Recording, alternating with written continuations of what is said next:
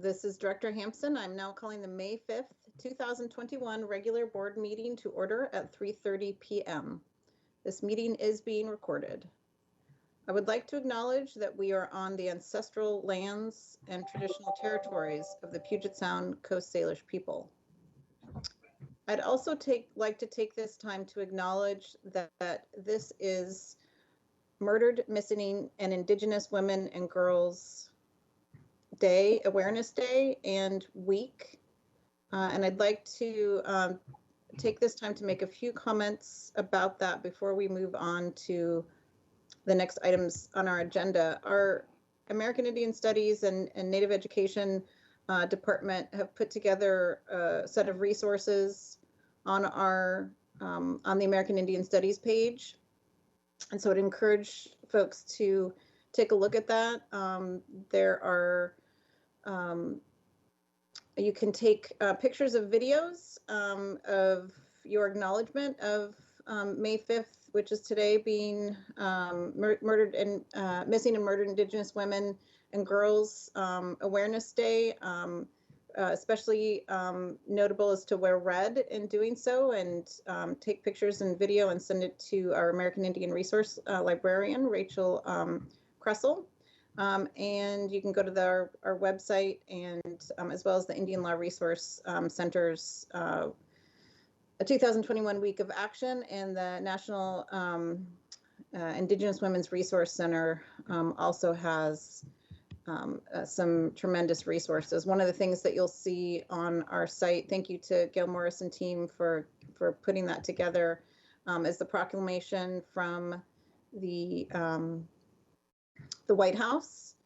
And I wanted to just read a couple of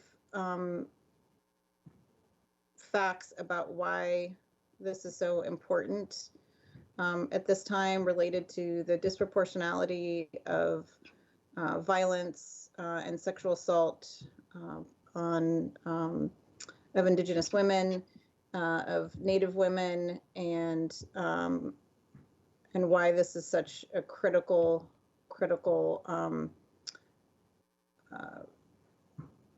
day to, and it's a heavy time to note this, but it's also a time of important empowerment for our Native communities to take time to not let the disproportionality continue to go unnoticed, to allow our people in our communities to continue to be erased.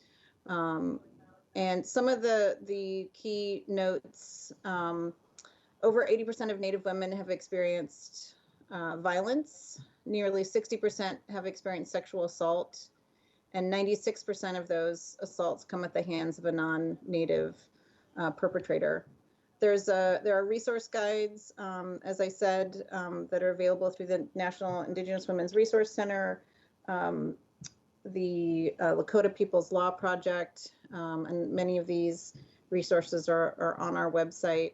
And I'll just note that one of our fellow board member in Spokane, Jenny Slagle, whose family, as many of ours have, been directly impacted by this, these structural issues that and systemic failures that have allowed this disproportionality to go unremarked upon for so many decades, has given some, has really been a torchbearer for this movement as a school director and as a proponent for Native women's health. And on this, at this time when we have, the opportunity to pay attention to how we educate our, thanks to a new state law on sex education, we have the opportunity to broaden the scope of how we educate our student communities around sexual health and sexual assault, which are critical components of how we can prevent these types of things from happening in our communities, in our schools, and particularly with the additional layer of race and ethnicity that has become really kind of it is a daily conversation that we are dealing with. So if you look up Jenny Slagle and the work that she does, she's a member of the Yakima tribe and board member in Spokane, and she's done some incredible advocacy work and represented really effectively the ways in which this is a particularly impactful or particularly remarkable thing, and not in a good way here in the state of Washington, where the Native people represent some 2% of the population, but 14% of the people that are missing. So I'd like to invite Director DeWolf to say a few words as well, if he would like to. Yeah, thank you, President Hampson. Today is, as President Hampson said, today is a really important day to draw some awareness to the issue of missing and murdered Indigenous women across our country and in our own communities. And so I just wanted to share some statistics to really ground us in what this actually means to the people who are who experience this harm, and the families and the communities that are dealing with the aftermath of these traumas. So Indigenous women and girls are murdered at 10 times higher than all other races and ethnicities. Murder is the third leading cause of death for Indigenous women. More than 4 out of 5 Indigenous women have experienced violence, around 84.3%. More than half Indigenous women experience sexual violence. Indigenous women are 1.7 times more likely than Anglo-American women to experience violence. The murder rate of Indigenous women is 3 times higher than Anglo-American women. And I only share these because these numbers, these statistics are not just dots on a page or a graph, but these are real stories and lives of Native people across this country. And a loss of one is too many, and we feel the loss of one. But as of 2016, the National Crime Information Center reported 5,712 cases of missing and murdered Indigenous women and girls. That's a lot of people when you consider that we represent such a small proportion of the population across the whole country. So I thank President Hampson for bringing this forward today. This is a really important day for this conversation. I'm excited we can honor and observe and bring awareness to it. And I know that we have some ideas and some plans in store for how to support the district in conversations around sexual assault, sexual violence towards all of our students. And I look forward to bringing the experience and the wisdom from the MMIW movement into that to inform and strengthen that work moving forward. So thank you for that, and thanks for letting me speak.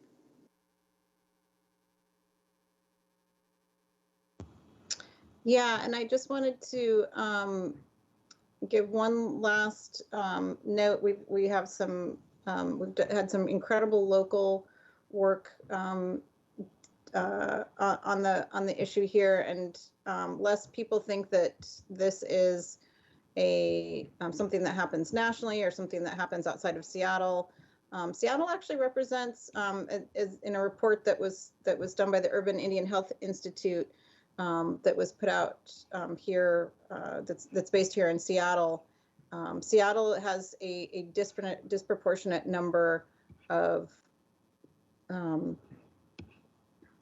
it is disproportionately high in terms of the number of missing, murdered, and Indigenous women and girls cases that occur, and so it's something that is it's a type of violence and a type of racism that is integral to kind of the origins of this country, and it has resounding impacts on the dehumanization far beyond our Native communities in terms of how it is so easy for folks in this society to dehumanize not just Native women, but to dehumanize Native people, and then moreover to dehumanize our Black brothers and sisters, as we are seeing every single day in tragic ways. And so this is an opportunity and a time to really get very familiar with kind of some of the origins of this psychology and what it is that we can do to push forward and show our children that there is another way, and to hold up our sisters and our children, and promise them that we will not allow them to become statistics that are so disproportionately represented in such tragic ways. And you know, violent death is the #1 cause of death for Native youth in this state. And so we can't, you know, talk about, you know, the mental health of students and hold up the impact on Native students and then not pay attention to those types of statistics. So my gratitude to Jenny and everybody who was out there sharing their stories, and all of the advocates and activists that have made this a national story, because it is part of our national psyche and history, and the healing starts right here with us talking about it and learning about it. So thank you for allowing me to take that executive privilege to bear some light on that. And at 10 o'clock in the morning on Saturday, if anybody wants to join me and some others that are running in honor of missing murdered Indigenous women and girls at Magnuson Park at 10 o'clock, some friends and I will be doing a little walk run in coming together in solidarity in honor of this time of raising awareness. Okay, so let me get back to the agenda. And Ms. Wilsons, will you do the roll call, please? Director DeWolf. Present. Director Dury. Present. Director Harris. Present. Vice President Hersey. Here. Director Rankin. Here. Director Rivera Smith. Present. And President Hampson. Here. Okay, Superintendent Jones is also joining us for today's meeting, and additional staff will be briefing the board as we move through the agenda. As we begin this meeting, I would also like to welcome Fartoon Darif, who is joining us as the student representative from Chief Sealth International High School today. We will be hearing from Fartoon later in the meeting, as well as fellow Chief Sealth student, I'm going to try really hard to get this correct, Zyara Holiday. Did I get that right, Zyara? Who will, yeah. Great, who will be leading off our testimony list. This meeting is being held remotely, consistent with the Governor's Proclamation on Open Public Meetings. The public is being provided remote access today by phone and through SPS TV by broadcast and streaming on YouTube. To facilitate this meeting, I will ask all participants to ensure you are muted when you are not speaking. Staff may be muting participants to address feedback and ensure we can hear directors and staff. Okay, today we welcome Interim Superintendent Dr. Brent Jones back to Seattle Public Schools. I know my fellow directors want to take a moment to welcome Dr. Jones, and I will lead off with some comments. I feel a bit selfish in the amount of time and opportunity that I've had to speak about Dr. Jones, his impact historically in Seattle Public Schools, in community, his commitment to Seattle Public Schools.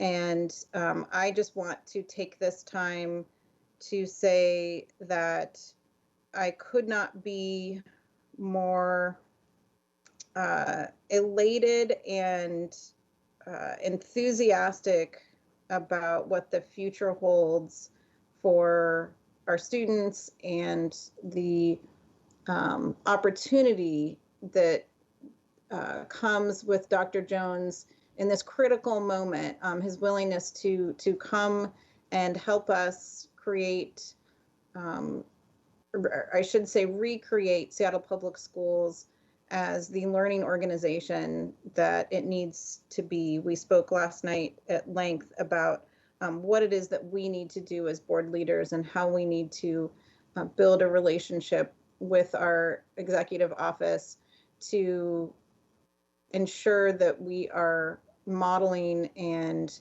behaving in the most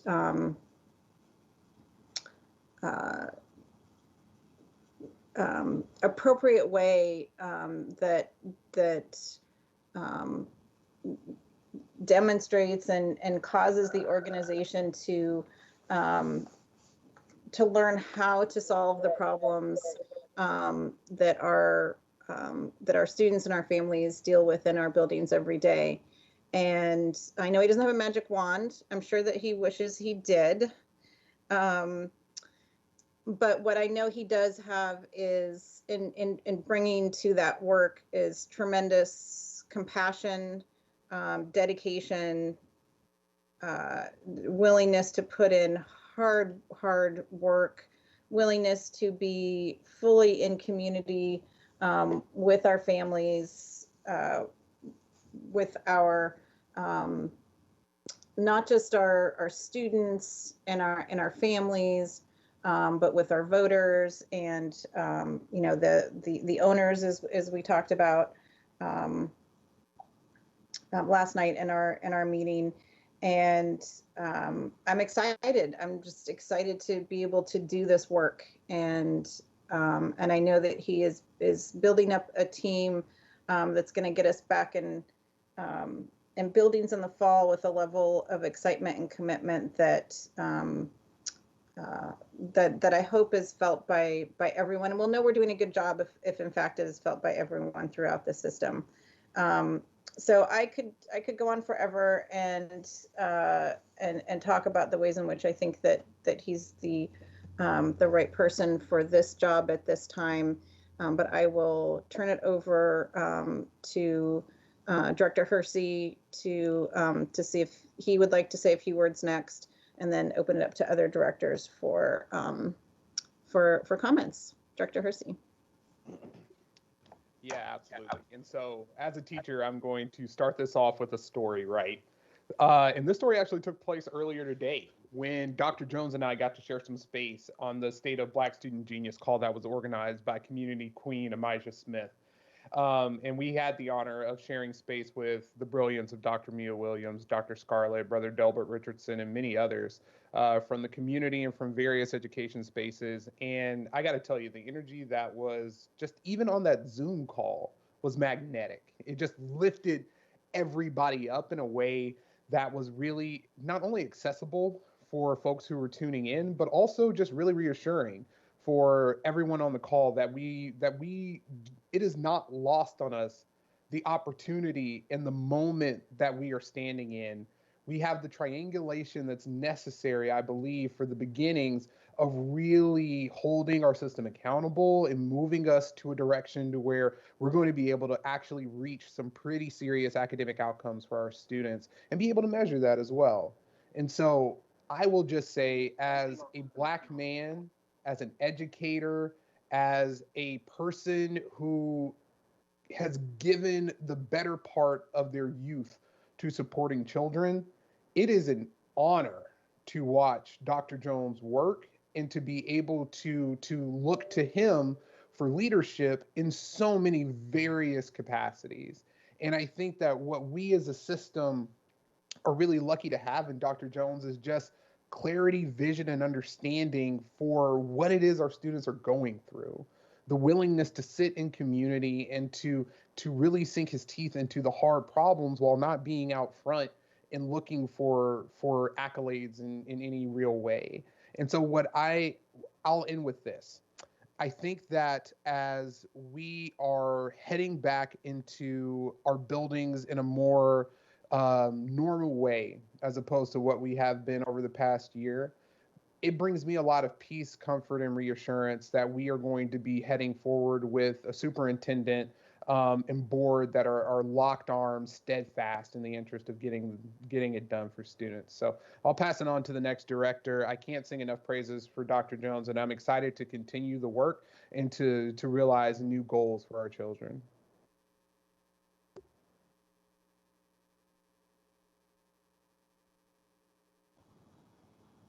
Director DeWolf? Thank you, President Hampson. I'll be brief. I will say when I first joined the board at the end of 2017, Dr. Jones was one of the first people I got to connect with, and we developed a really great working relationship, really centered on some of the most important issues facing our district. And so I think it is quite fitting that today we are having a vote on policy 2190, and I just look forward to a new era of Seattle Public Schools under the leadership of Dr. Brent Jones, Director Hersey, someday Dr. Hersey, and President Hampson can certainly share many of the things around Dr. Brent Jones's vision. And I know I'm excited to have him here, but I think what's most exciting for me is his clear commitment to students and really centering the students that are furthest from educational justice and building the team and the structures to effectively operationalize that. And I look forward to my last few months here on the board serving with Dr. Brent Jones. I know he's going to be an incredible leader for us, leading us through some wild times, but I am very excited to be a part of this time in Seattle Public Schools story. And just hands up to you, Dr. Jones. I'm looking forward to making some good change and good impact on behalf of our students who need it the most.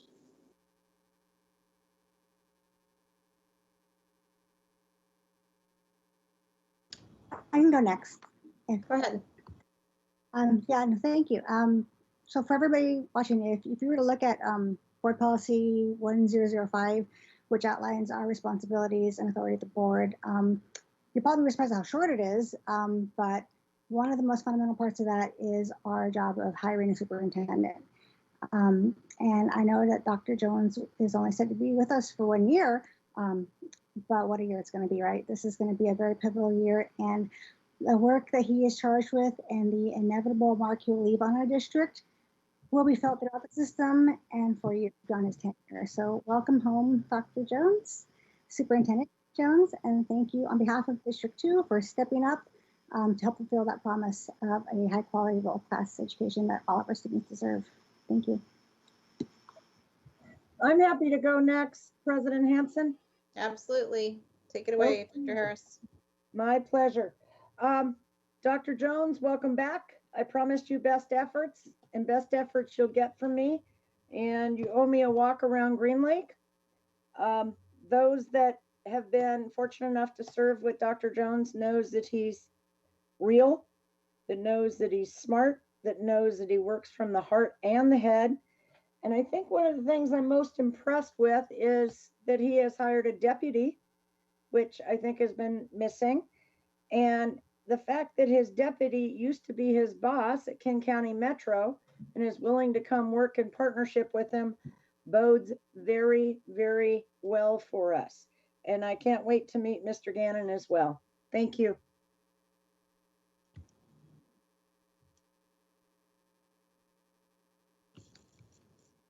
Go ahead, Director Rankin. Okay, I'll just keep it short. Welcome back, welcome home, Superintendent Jones. That word, thinking about home and belonging, and the statement that you sent out to the community upon taking office is resonating with me in a whole bunch of different ways, seeing that we are focusing as a district on warm and welcoming environments and schools, and that we have all of us have spent the last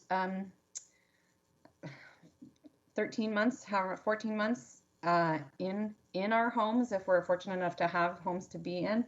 And I'm just thinking about a lot about what it means that your return to home and all of us being committed to giving students a sense of belonging and a sense of home when they walk into our buildings, and the kind of quiet power that there is in that is that we have a pretty direct mandate, I feel, from the community in the form of the strategic plan, in the form of who's been elected to serve and represent the community in this board. And so we don't need a big, bold, new, splashy vision or program. We just need to really dig in and commit and work to make our students feel welcome and accepted, that they find a place that they belong.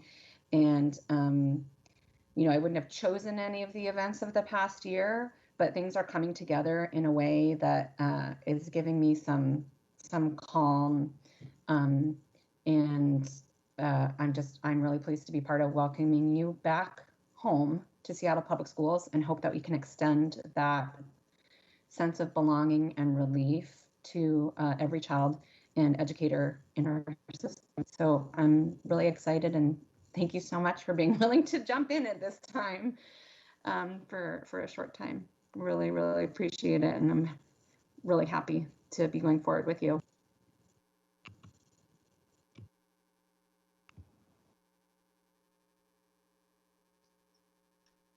Okay, Director Dury, go ahead. Thank you. Yeah, I just wanted to say that I'm really excited to get working with you, Dr. Jones. I've really appreciated the few conversations we've had in my short time here as well, and your vision and direction and dedication to the students in the community. That was clear in every communication that I've seen from you and that I've had with you. And I really look forward to doing the work and getting that reconstruction done, and also ditto what the other directors have said. So thank you for coming on and working with us, and I look forward to see what we're going to do. Okay, well, just one more time, I want to say officially welcome Dr. Brent Jones back to, as everyone has said, I love that everybody's welcoming you back home to Seattle Public Schools. And we're going to do everything that we can to support you and make this, and show everyone that Seattle Public Schools can, in fact, and will have a successful board superintendent relationship. You and I are gonna model that, and then whoever's president next year will be doing the same, and all of us collectively as board, because you and I both know that we can do this. So thank you, and I now turn the gavel over to you to give us your superintendent comments. Thank you so much. I really appreciate the comments. I'm ready to serve. Thank you again for really being focused as a board and supportive of the right things. One of the reasons I came on board is because you all have taken very courageous yet informed stances.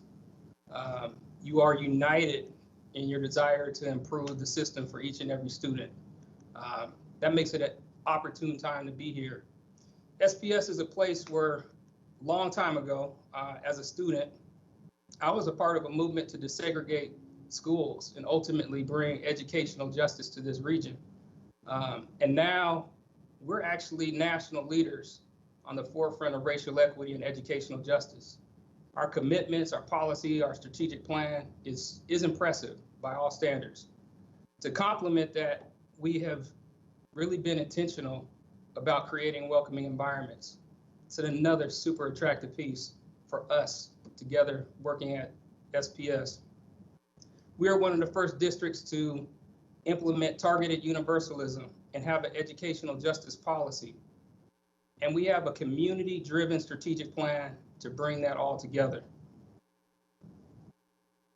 Now we actually have a golden opportunity to really center on how we do our governance around student-focused outcomes. This allows us to be specific and results oriented around our key priorities. Ultimately, our goal is to build trust and accountability with our family and community. This transformation is very exciting. So as we close out this year and bring back students in the fall, I'm looking forward to continuing this tremendous work. I am in this with you 100%, and I look forward to carrying out the community vision and values that we've been talking about. I have an experienced and talented senior cabinet team that knows how to get things done. They keep us focused on matching our resources to our priorities. They ensure our schools are ready to receive students. They lead meaningful and relevant engagement. They provide visionary instructional leadership that keeps us focused on what is possible. And together, we're creating the conditions to ensure our students' well-being. And I'd be absolutely remiss in not mentioning my extreme appreciation for our dedicated, unparalleled, unsurpassed educators during this Teacher Appreciation Week. Our educators have been key to our success. And finally, to our principals, our principal corps, thank you for keeping our buildings safe, welcoming, and ready for students.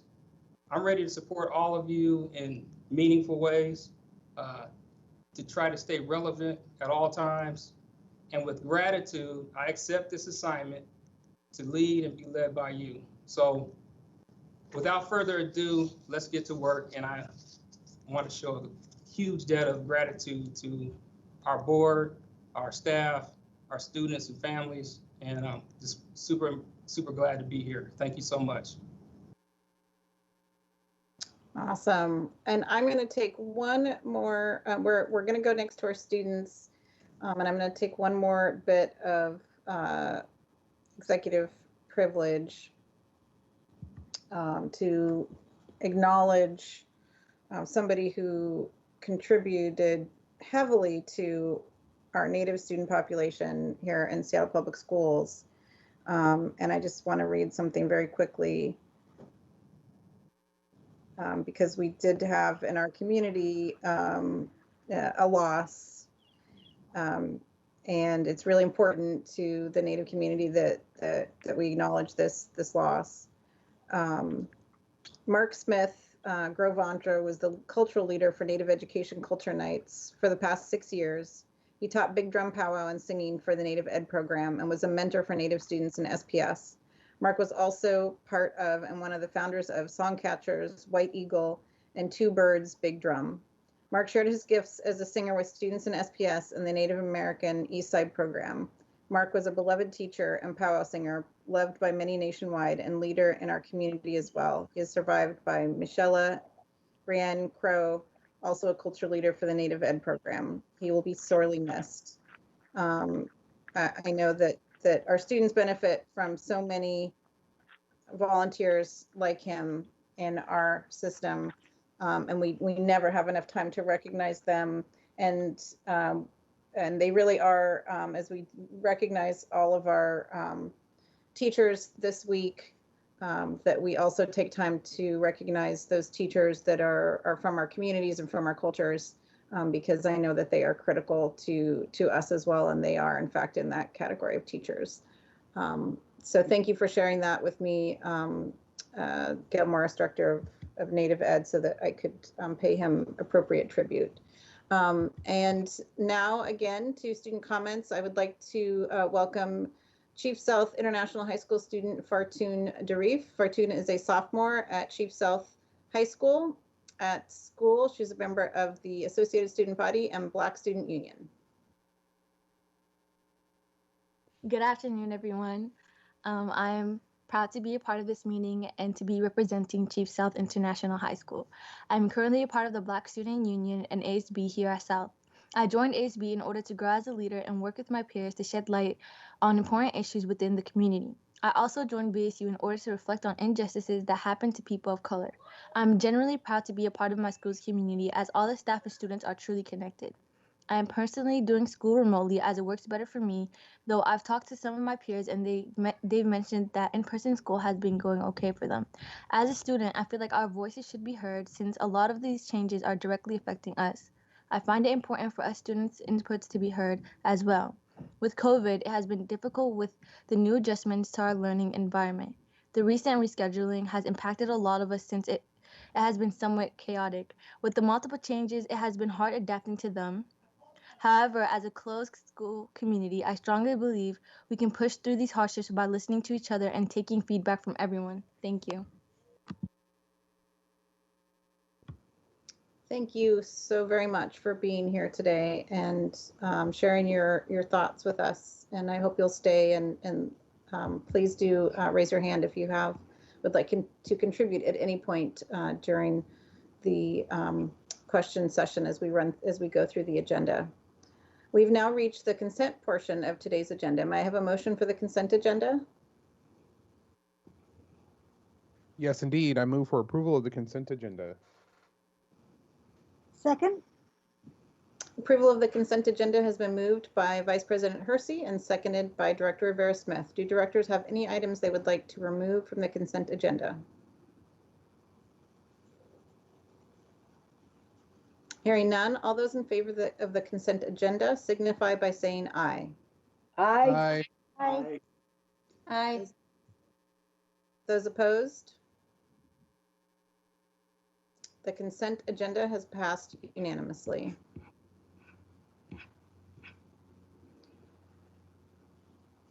We will now be taking public testimony by teleconference. As stated on the agenda, for any speakers watching through SPS TV, please call in now to ensure you are on the phone line when your name is called. Board Procedure 1430BP provides the rules for testimony, and I ask that speakers are respectful of these rules.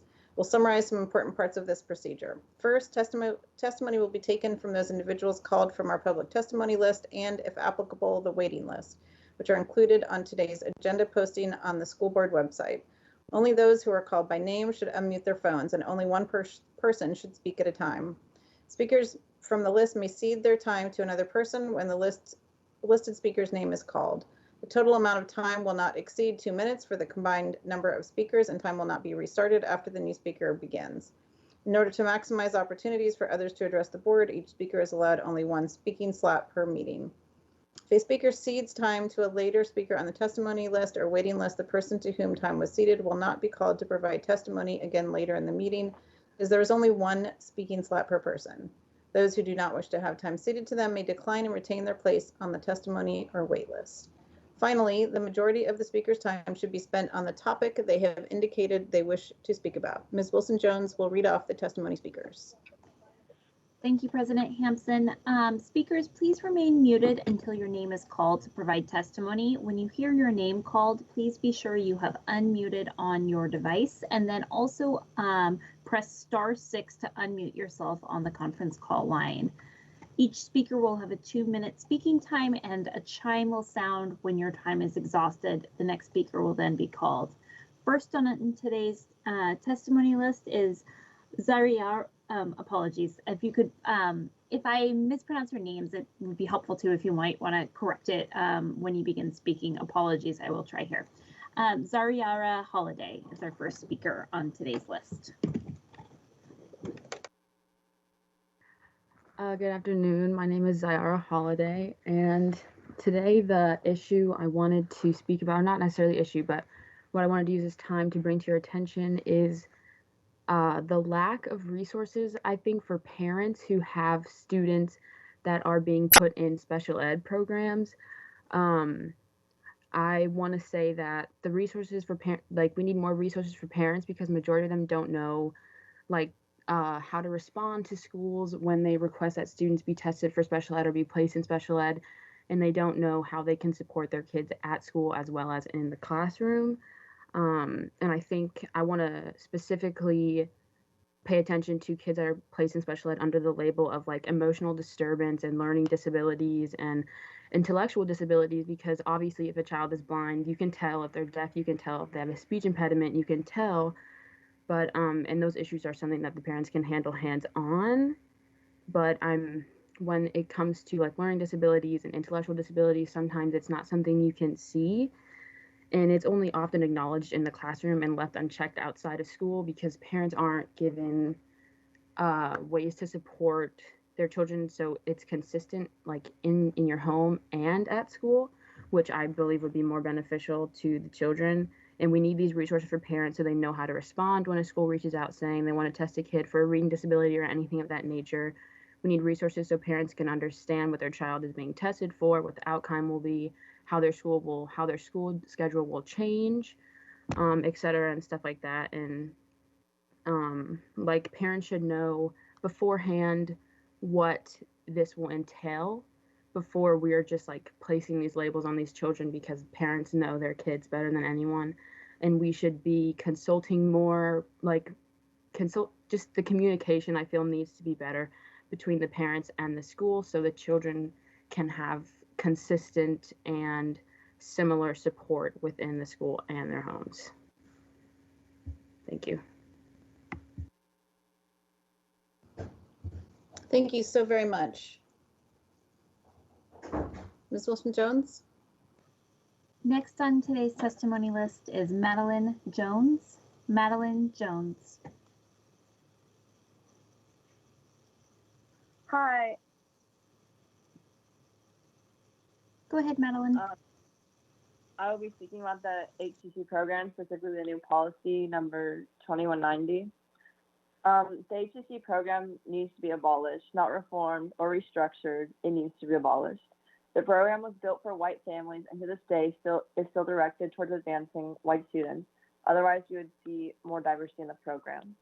No policy will recognize the brilliance of all students, regardless of race, identity, religion, disability, etc.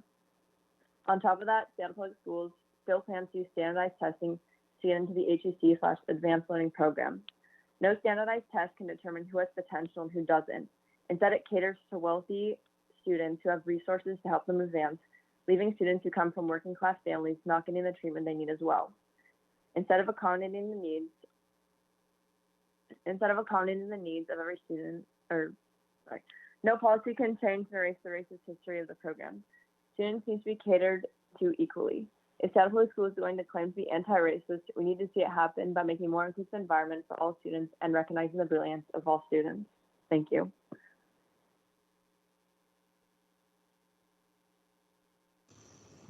Thank you, Ms. Wilson-Jones. Next is Clifford Meyer. Clifford Meyer.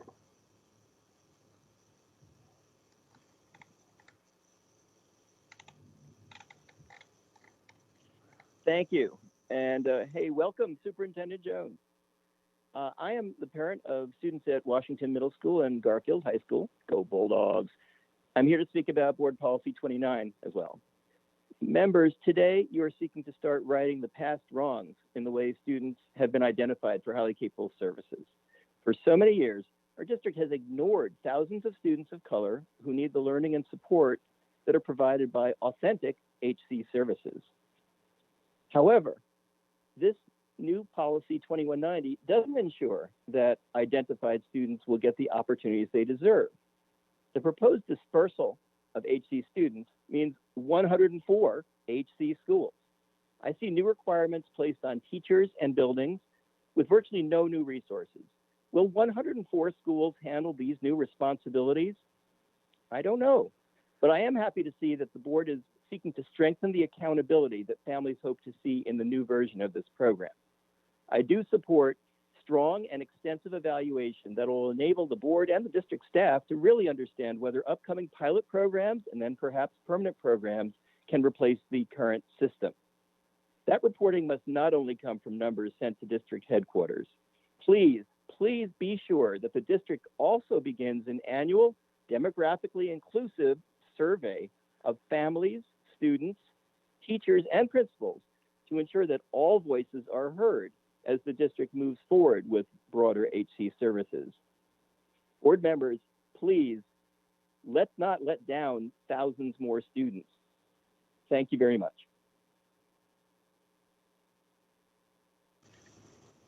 Next for public testimony is Chris Jackins. Chris Jackins.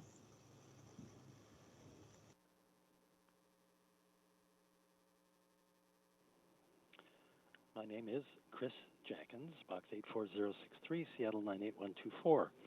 On the personnel report, welcome back to new Superintendent Brent Jones and new Chief Human Resources Officer Noel Treat. On the West Seattle Elementary Parcel Exchange, 5 points. Number 1, the appraisal was to be made public by April 23rd. Number 2, now the district is refusing to make the appraisal public until after the land swap is approved. Number 3, this makes you look crooked. Number 4, who made this decision? Number 5, please reverse it. On the Leschi project, 2 points. Number 1, during environmental review, the hearing examiner recommended investigating seismic safety issues at the site. Number 2, the district rejected this recommendation. Please reverse this decision. On amending Board Policy 2190, highly capable services, 4 points. Number 1, Superintendent Jones has reason to know that the district has routinely eliminated programs it felt incapable of improving, closing Meany Middle School, Summit K-12, the African American Academy, and Indian Heritage High School. Such actions don't solve the issues, they hide them. Number 2, statistics show that most Black and African American students are excluded from the program. Number 3, statistics also show that 87% of white students are excluded from the program. Number 4, the board needs to face the public in person and take an in-person vote. Please vote no. Thank you.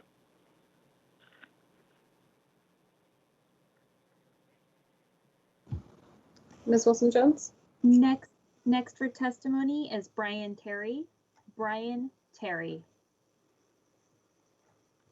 Good evening and welcome, Dr. Jones.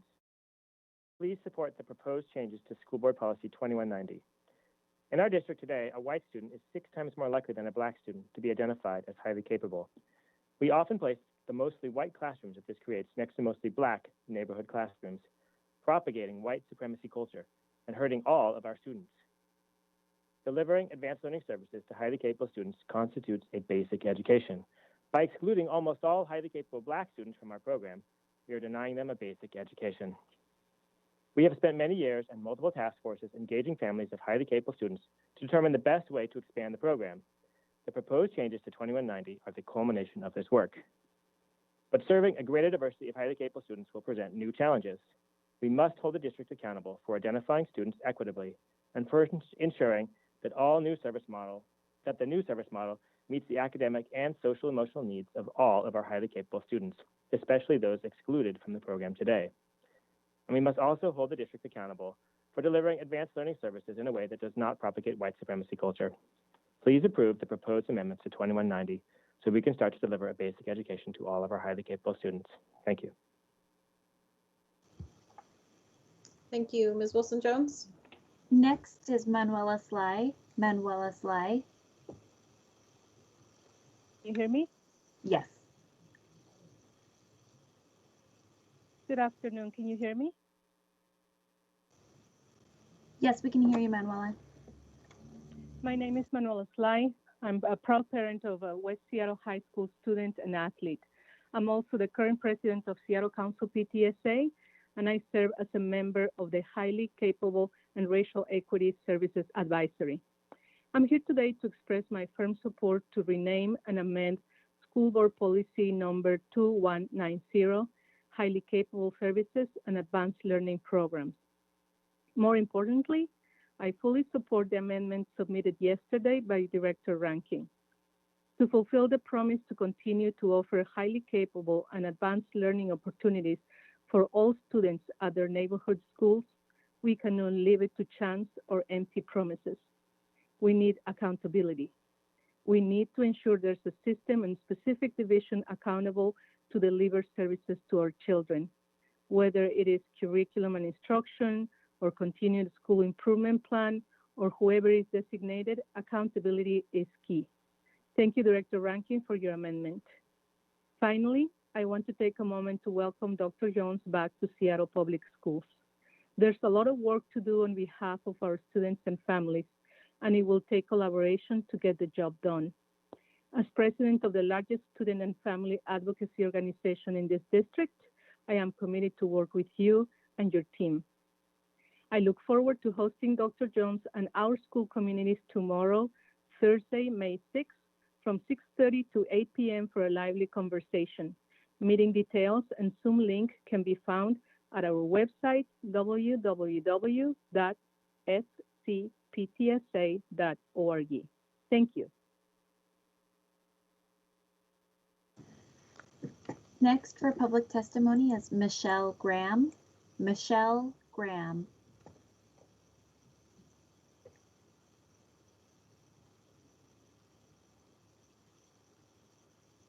Michelle Graham. Can you? We could hear you for a moment there, Michelle.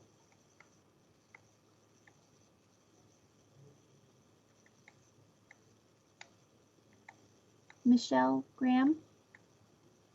If you're speaking, we can't hear you. Hello? You may need. Oh, we can hear you now. Can you hear me? Yes, we can hear you, Michelle. Oh, sorry. Sorry. Hi, I'm the parent of a sixth grader at Washington Middle School speaking on 2190. I want to express support for the work that SPS is doing to ensure that it stops upholding systemic and institutional racism. I support eliminating the highly capable cohorts once there's a replacement set of systems and structures in place. I support the proposed changes to Policy 2190 that will provide all students in need of highly capable services with equitable access to academically challenging and appropriate services in their neighborhood schools. But I am here today to ask you why this is not happening now in the sixth grade at Washington Middle School. In January 2020, the board approved the implementation of a blended service model for WMS as 2190 will in all schools. The board approved the elimination of the cohort at Washington Middle School, not the elimination of HC services, as both Sherry Cox and SPS legal counsel testified before you. 8 months into this school year, teachers, admin, and the Advanced Learning Office are unable to identify what the HC services being provided are at Washington Middle School. There appears to be no service delivery framework in place. There exists no means to hold the school accountable. There is no MTSS for these students. There is no continuum of services. There is no access to services for students who need them. Prior to voting to approve the proposed changes to 2190 and embarking on your proactive messaging plan, the district must confront and address the elimination of services in the sixth grade at Washington Middle School, which was not approved, and resolve these issues to regain family trust. The proposal before you does not include an implementation plan or timeline for middle schools. Washington Middle School is your pilot program. Will SPS commit to working to making Washington Middle School a successful for all, model for all, providing students with access to high quality, engaging, and differentiated learning? Thank you. Thank you, Ms. Wilson-Jones. Next for testimony is Sabrina Burr. Sabrina Burr.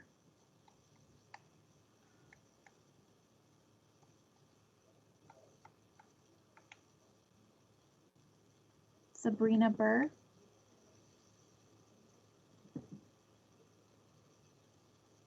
It looks like you are unmuted on the conference call line.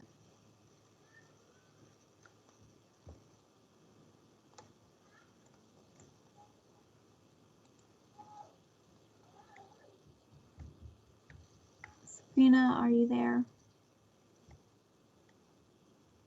Okay, moving to the next speaker, Jarrett Kishner. Jarrett Kishner. Or Garrett. Garrett. Kishner? Garrett, apologies.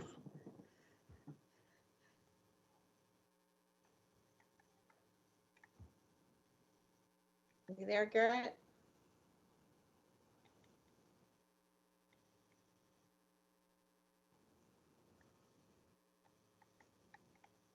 I don't see the phone number that Garrett provided, so moving to the next speaker, Jeff Clark. Jeff Clark.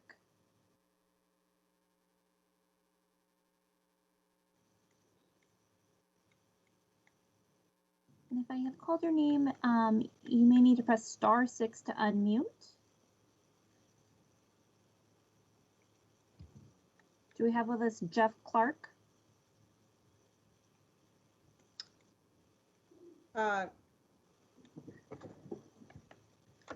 Ms. Wilson-Jones? Yes. Jeff Clark and Garrett Kishner are both principals in Seattle Public Schools, so they could also just call it. You could give them an alternative. It'd be nice to give them a little extra support so they can get the opportunity. We can come back to it too. I will come back through at the end. Next on our testimony list is Margaret J. Monseroff. Margaret J. Monseroff. Can you hear? We can hear you, Margaret. Hi, can you hear me now? Yes. Okay, great. Welcome, Dr. Jones, and thank you, directors. My name is Margaret Monseroff, parent of 2 kids educated by Seattle Public Schools, currently serving on the Highly Capable Racial Equity Services Advisory, which followed up on the design of the Advanced Learning Task Force to create equitable advanced learning in the schools. I'm concerned today not with the changes to Policy 2190, which is part of a bold vision to transform Seattle Public Schools education into an environment where every learner has their specific needs met. My concerns are that as this vision is moving very slowly toward an as yet undefined implementation design, cognitively atypical kids of any race, gender, or ability are not having their needs met, and the gap between old world and new. As part of this committee and over 14 months of work, there have been no concrete procedural or practice recommendations put forth for our vote, which was our main task, and only one policy, 2190.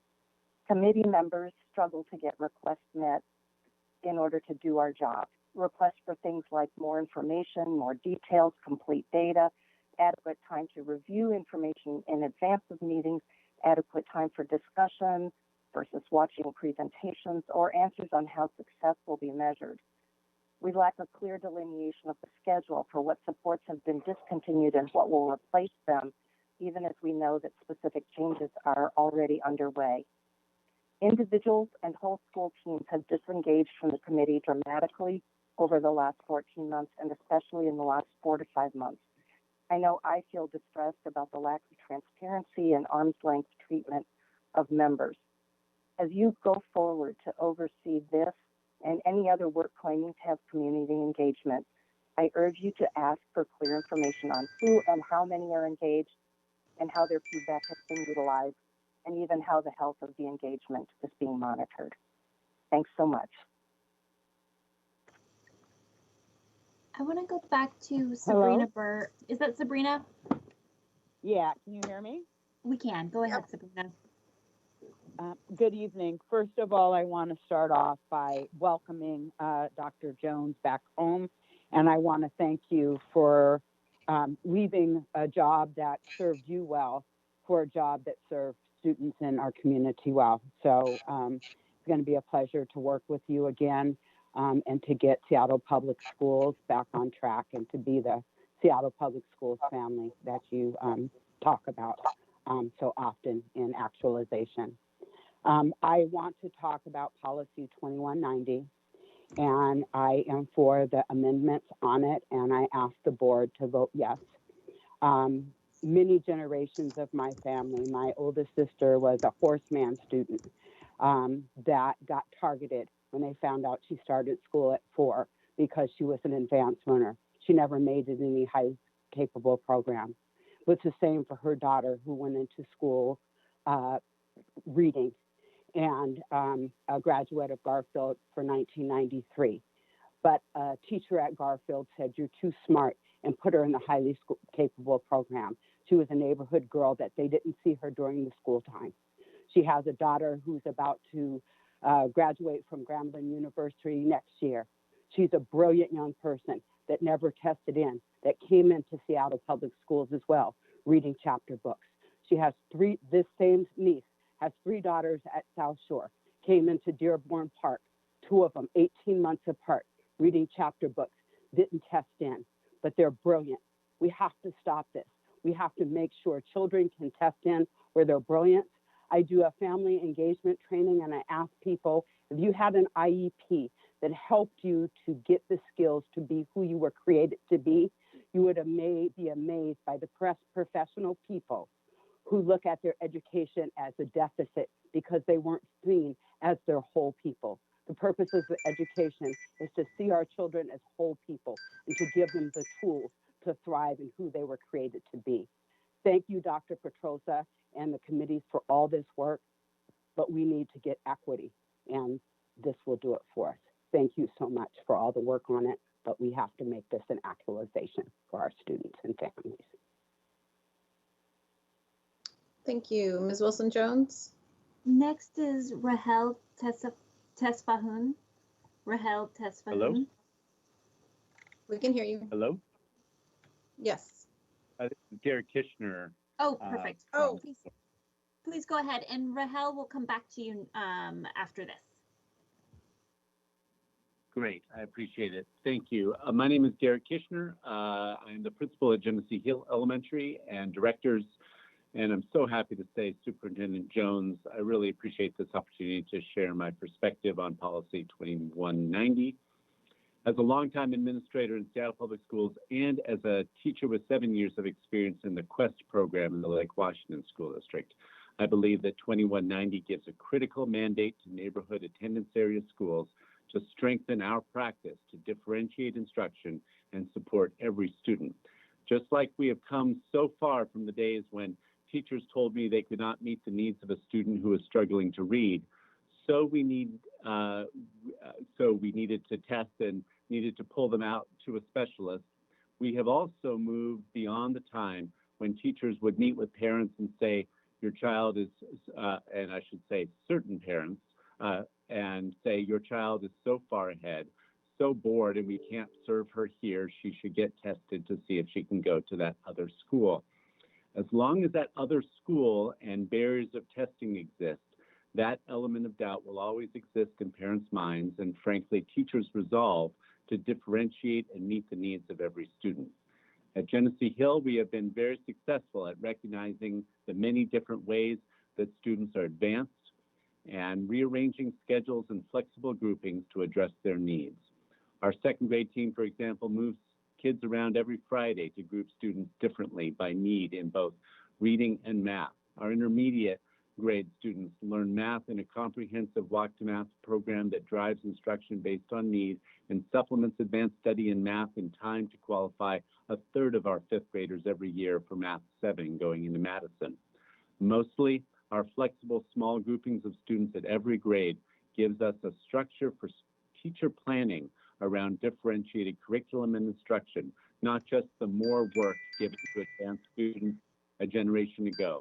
With the mandate you can give today with 2190, we need to drive professional development in diverse instructional practice, materials, resources, and flexibility that grows the skills of educators at each school for delivering advanced learning whenever a student needs it. Thank you. Thank you. Ms. Wilson-Jones? Next for testimony, going back to Rahel Tesfahun. Rahel Tesfahun.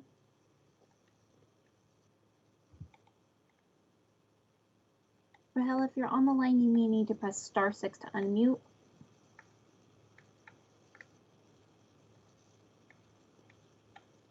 Moving to our next speaker, Rose Bellini. Rose Bellini. Hello. Go ahead, Rose. Can you hear me? Yes, we can hear you. Good afternoon. Dr. Jones, welcome. I want to thank you for your statement this week indicating that you are planning for a full-time return to school this fall and your recognition that communication is essential. SPS absolutely owes families a crystal clear communication around goals and intentions for the fall. I am not alone in noticing that the words full-time were not paired with the words in person. Thus far, we have not seen a board agenda that indicates there is planning underway. Families have lost trust. So I want to say to you as clearly as I can, anything short of 5 days, all day, of on-site, in-person school with a teacher in the room this fall is unacceptable for my family and represents a continued failure visited on my child. To the board, I know that hashing out the specific details of a fall school plan is not your job, but here's the thing, it is your job to set vision, elevate goals, and track progress and deliverables. Today, I want to take issue with the board's apparent lack of curiosity, for uttering the word no rather than how, for not searching for what can be done rather than crossing off what you cannot, for not seeking creative, collaborative ways to get to yes. Imagine this. SPS and the board make a joint public statement. It says, we intend to reopen schools fully in person in the fall, and we are committed to bargaining for it. Health and safety guidelines state we can open schools, and we will. The statement could acknowledge that students returning to classrooms is important to our entire city. Employers need their employees at work. The burden of school closures on women must end. Children are struggling with mental health, and SPS families have made great sacrifices on behalf of the greater community of Seattle. But the statement could also make clear that partnership is needed to fulfill the commitment you are making. Perhaps you ask for help solving the problems you perceive, whether they are extra space, different classroom furniture, storage, tents, or whatever. Is SPS and this board prepared to do this on behalf of our children? And if not, why not? There is motivation across our city to be harnessed, and I ask you to do what it takes to ensure a full-time, in-person return to school in the fall. I ask you to step up and lead. The challenges in front of you are not insurmountable. Thank you. Next for testimony is Laura Pomernacky. Laura Pomernacky.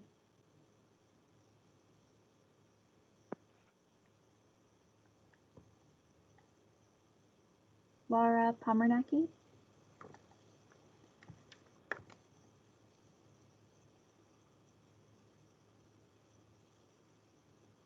Laura Pomernacky, you may need to press, it looks like you were just unmuted and you may now be muted again. If you could press *6 now.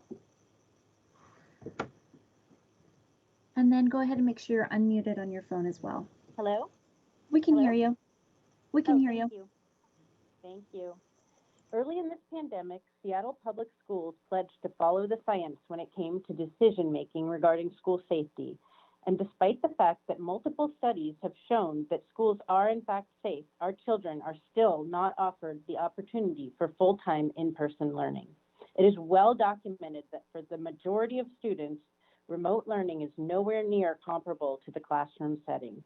For those who claim it has allowed them to circumvent uncomfortable situations on school grounds, such as bullying, anxiety, and racism, I would ask, were it not for a global health emergency, would remote learning really be our solution to these problems?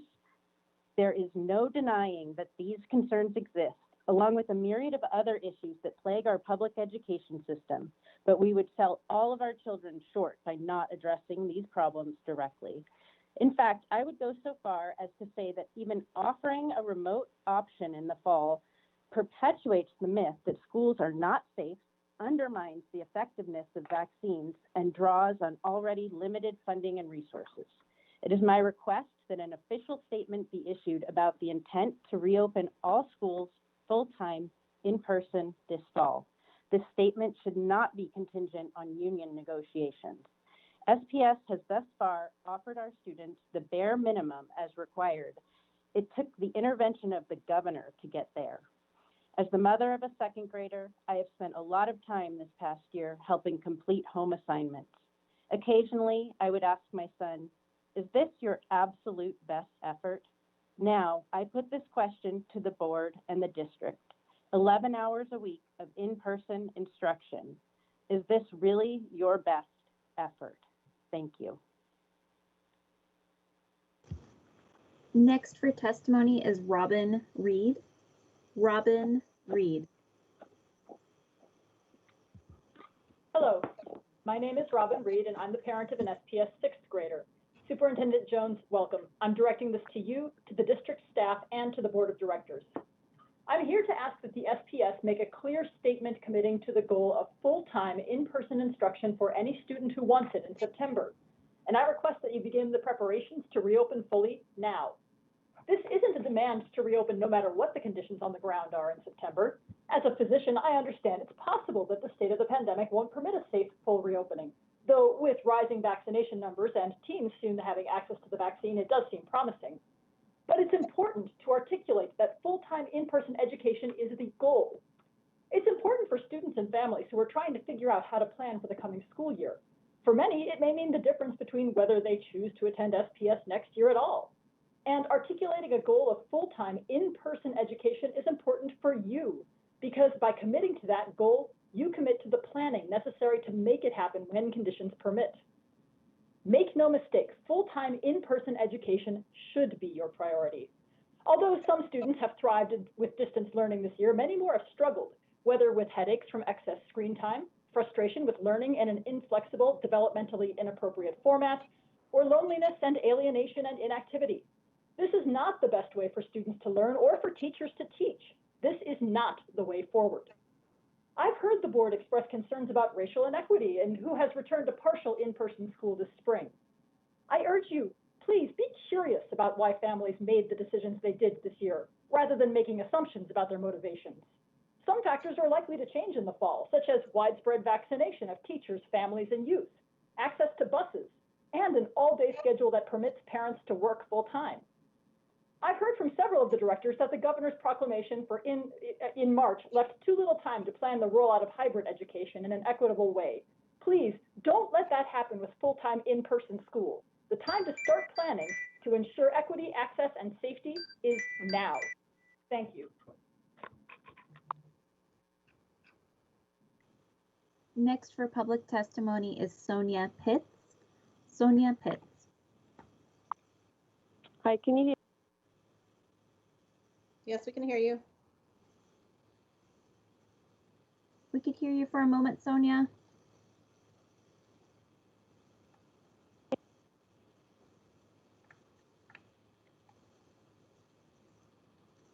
Sonia, we're not able to hear you right now if you're on the line speaking. Hi, can you hear me?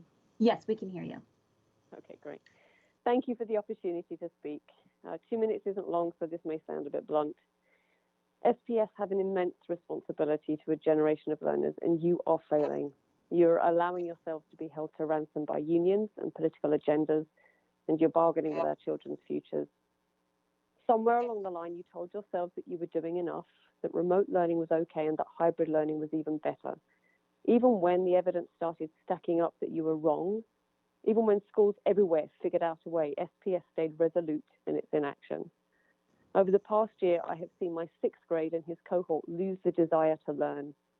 They just about show up to Teams meetings, but then tune out and sometimes fall asleep to the soporific sound of a disembodied voice through a laptop. And that's when there aren't connectivity or laptop glitches that drop them from calls or apps or cause them to lose their work. SPS's conduct during COVID would not be tolerated in any company anywhere in the world. It would not be acceptable in any other essential service. And make no mistake, you may not be designated an essential service, but in the eyes of the community you serve, that is exactly what you are. Your community has lost confidence and trust in SPS, and SPS stands out in the state, the country, and frankly, the world for your abandonment of duty to educate our children and serve our community. 2 weeks ago, we heard from Superintendent Rakedale, the Washington State Department of Health, and the Governor's Office that the plan and expectation for all schools is a return to full-time, in-person learning in September with the resumption of pre-COVID instructional hours. When you open schools fully in the fall, they must be open for 5 full days every week. Teachers must teach live rather than merely provide support, and our children must leave their laptops at home so that they can start engaging again with their educators. Enough is enough. Thank you. Next for testimony is Sharon Bronze. Sharon Bronze.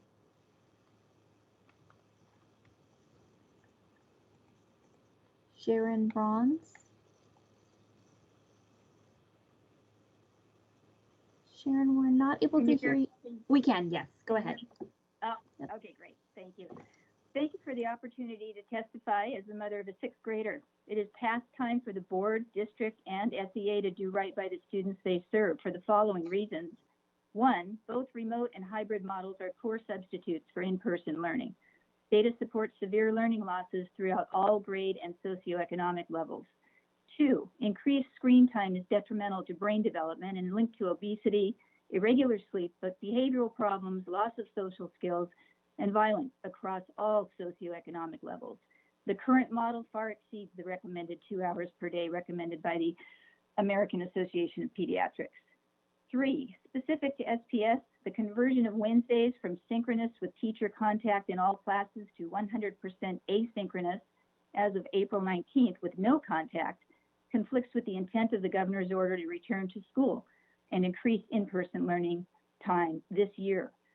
It is precisely why I am home today from my job as an essential healthcare provider on what should be a school day. 4, the CDC has for months identified the classroom as a low-risk environment, long before the availability of vaccines. SPS was one of the first to close and the last to open. And to be clear, this required an emergency proclamation from the governor.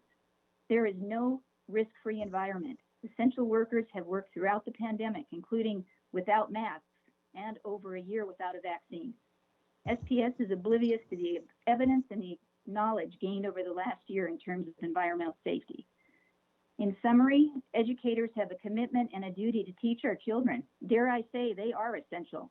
We support public schools with our taxes, bond initiatives, and volunteer time. In return, we expect a good education system that prepares our children across all socioeconomic levels for the future. The most equitable solution the board, the district, and SEA can offer is a commitment to full-time in-person school in the fall, and every effort to increase in-person teaching time for the remainder of this year in accordance with the governor's order. With all due respect, hoping is not a strategy. Thoughtful and dedicated planning is. Thank you. Next is Sarah Glick. Sarah Glick. Hi, can you hear? We could for a moment, Sarah, and it looks like you're muted now. Can you press *6 again? Hear me? We can hear you. Can you hear me? We can hear you, Sarah. Thank you. Good afternoon. Welcome, Dr. Jones. I am the proud parent of a 3rd grader at Kimball Elementary School on Beacon Hill. Today, though, I'm wearing my other hat. I am also an infectious disease epidemiologist. The CDC director has announced that schools should plan to be open in person full-time this fall.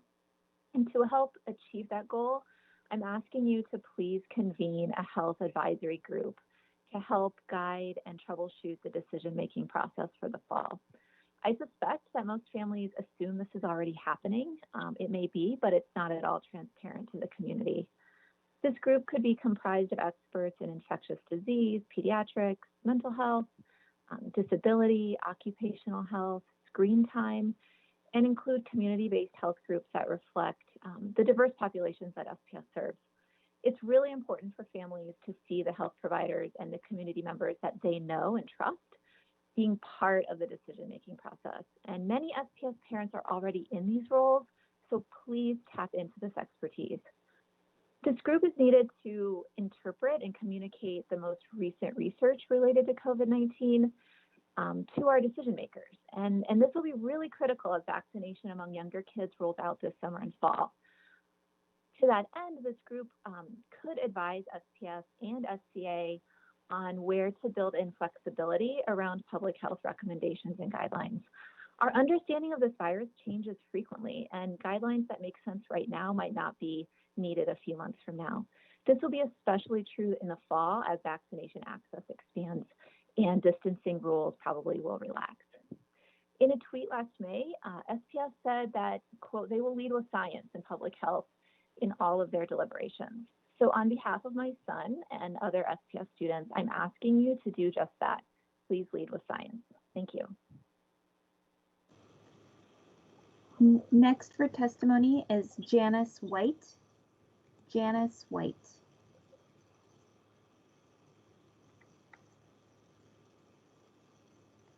Janice White.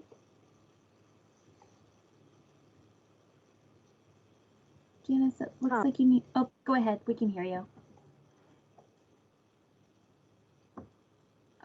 Apologies. Can you hear me? We can hear you, Janice, yes. Great. I am president of the Seattle Special Education PTSA. Welcome, Dr. Jones. We are excited about working with you. Today, I want to talk a little bit about a group of students who are going to be affected by Policy 2190. They are known as 2E or twice exceptional, students who have high cognitive abilities and who also have disabilities. I'm going to share some of my 2E son's story. Today, he is a student in the 10th grade at Ingram High School preparing to start the IB program next year. He is autistic. Earlier this year, he wrote a personal memoir about his experience in 3rd and 4th grades when he was repeatedly isolated and restrained because of his violent behaviors. He wrote, "Things might have been different if I felt more engaged, but the classes were usually so easy for me that I felt bored and couldn't pay attention." He described 2 incidents in which he was dragged into the special education room by a security guard and pinned to the floor by the principal. He wrote, "I had nightmares for quite a while after these incidents. I refused to attend school for most of 4th grade because I felt physically weak from stress.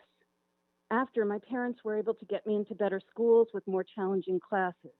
I've done much better since then."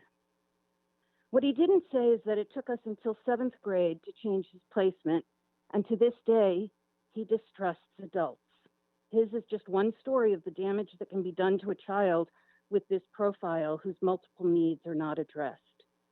After reading Policy 2190 and the draft superintendent's procedure, I do not know what the plan is for 2E students. The procedure refers to students in Tier 3 being assigned to alternative placements without defining what those alternative placements are. My fear is that if you pass the policy without knowing the plan for 2E students, there will never be a plan, and these students will continue not to be served well in our schools. Thank you very much. Next for testimony is Paula Montgomery. Paula Montgomery.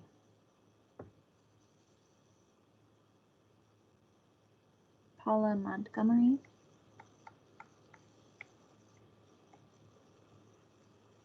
One more try. Paula, you may need to press *6 to unmute. Paula Montgomery. Okay, returning to names I called earlier, Jeff Clark.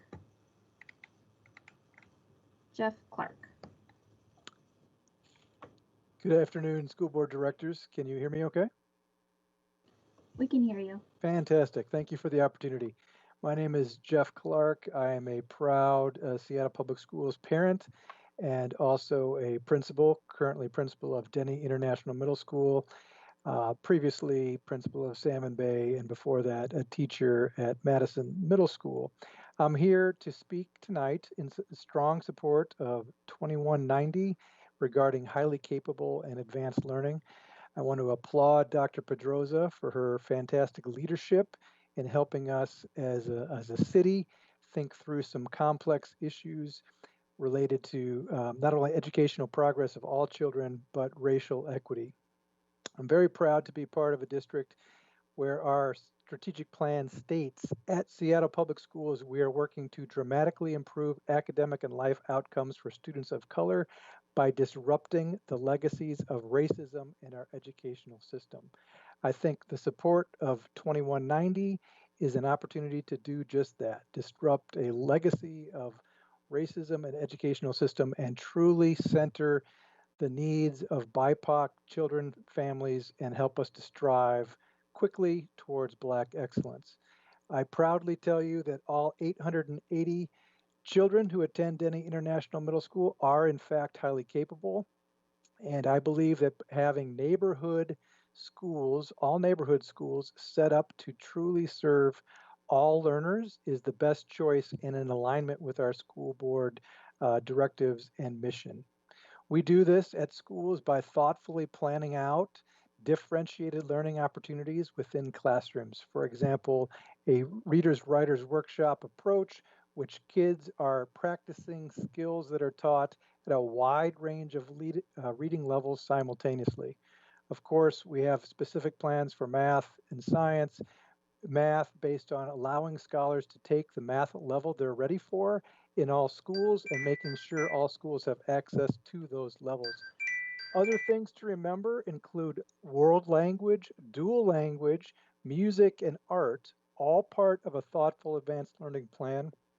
In summary, please take the time right now to step forward and act on the racial equity issue before us and move forward with Board Policy 2190. Thank you so much. Before moving to the wait list, one last check for Rahel Tesfahoon or Paula Montgomery. Rahel Tesfahoon or Paula Montgomery, if you're on the line, if you could unmute now. Did we also miss, was it Karen? No, Laura. Did we miss Laura? I believe we heard from Laura Pomernicki. Oh, okay. Okay, moving now to the wait list, Ronnie Davis. Ronnie Davis.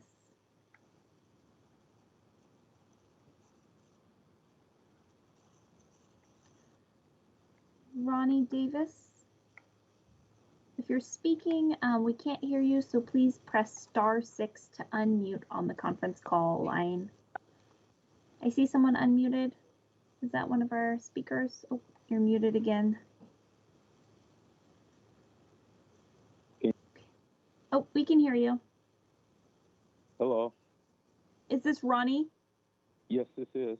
Okay, please go ahead, Ronnie. Okay. Good afternoon. My name is Ron Davis, and I work for the Seattle Public Schools, and I am a member of the Teamsters 117. I work within a group of 8 warehousers at the John Stanford Center, where we provide core essential services to the district, ensuring that students and staff have all the materials they need to teach, learn, and eat. Since the pandemic began, we have all continued to work in person every single day. During the Great Recession of 2008, our wages fell behind, and the subsequent 13 years, they have never recovered. We are paid less than our peers in neighboring school districts and have seen significantly smaller wage increases over the last decade than other district staff. Now is the right time to honor our hard work, by providing a market adjustment that moves us employees closer to our peers. We are currently in negotiations for a new contract. We come here today asking for your help to encourage the negotiators for the district to come to us with a proposal that makes sure we don't continue to fall behind our peers. We really love our jobs and want to feel supported by the district, for whom we have always worked hard for over the years. Thank you. Thank you. And the final speaker on today's list, Skip Knox.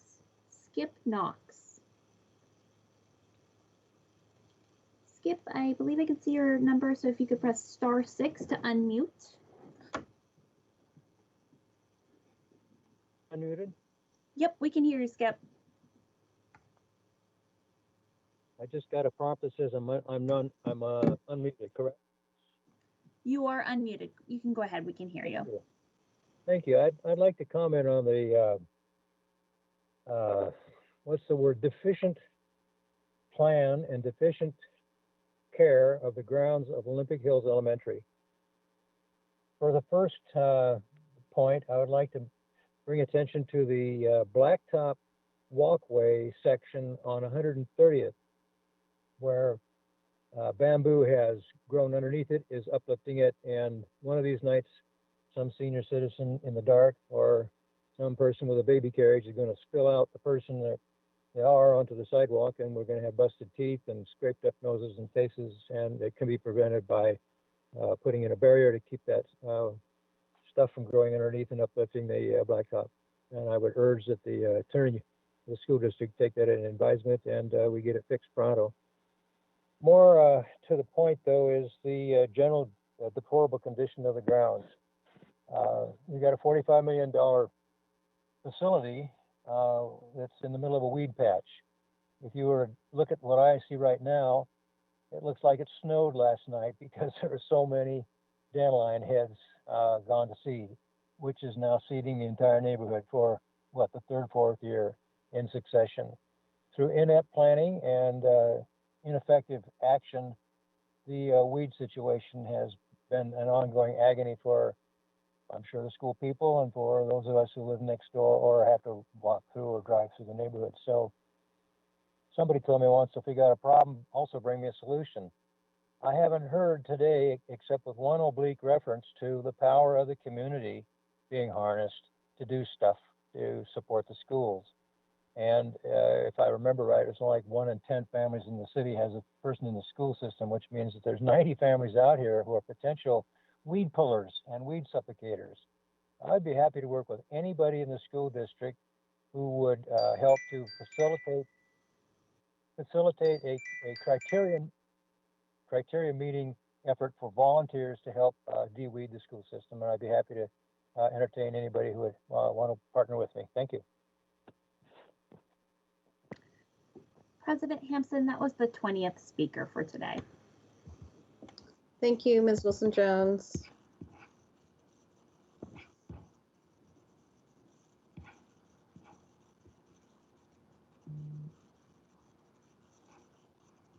Okay, that concludes our public testimony. We have now come to the board committee report section of the agenda. We'll hear briefly now from the chairs of each of the board's committees, 4 committees that has met since our last board meeting. We'll also return to general board comments at the end of the agenda. Audit and Finance Committee, I do not, have we met, Director Hersey, since? We have not. Our next meeting is actually next week. Yeah, so okay, so both exec and audit are next week, and so, but I believe Operations Committee, have you met, Director DeWolf? No, President Hampson, but we are meeting tomorrow morning at 8 a.m. I'm happy to share some of the things we'll be talking about if that's helpful. Sure. Okay, yeah, I'll be brief. Just so tomorrow at our May Operations Committee meeting, we are in May now, we'll be talking about some wireless network upgrades for our secondary schools. We'll be looking at a bar on a playfield at West Seattle Elementary, as well as about 4 bars for BEX 5 projects ranging from Kimball, Viewlands, Northgate, Van Asselt, Rainier Beach, and then also we're looking at something for Green Lake Elementary for playground. So those are kind of our big bars that will be coming through, and you'll see those again in obviously 2 weeks. And that's probably the biggest update from our side. Thank you, Director DeWolf. And then Student Services Curriculum and Instruction Committee, Director Rankin. Yeah, we are meeting next week also. Just trying to bring up the agenda. We're meeting next week on Tuesday at 4:30, and probably the most critical item that people might be interested in is a special attention item, which is OSPI's Academic and Student Wellbeing Recovery Plan, which will come, through the committee and then come to the full board. And this is the template document from OSPI about planning for the ESSER III dollars to fund the return for students in the fall in terms of academic and student well-being recovery. So the state has some template requirements of all that has gone out to all districts. And this will be the first opportunity for us to hear from staff which of those boxes we're checking, how we're going to provide or plan to do some of these things through ESSER III, and then then it will come before the full board. There'll be other documents and supporting materials attached, I'm sure. We'll also be getting an update on the policy 3246, restraint and isolation. We have 2 community events coming up. For feedback on that, it's gone out in draft form to lots of stakeholders, lots of groups around Seattle and King County. And we have a student forum this week and a broader community forum next week. And so anyone who's interested in that should check the SPS website for information on that.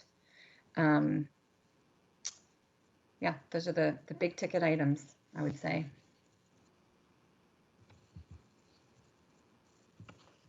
Okay, thank you.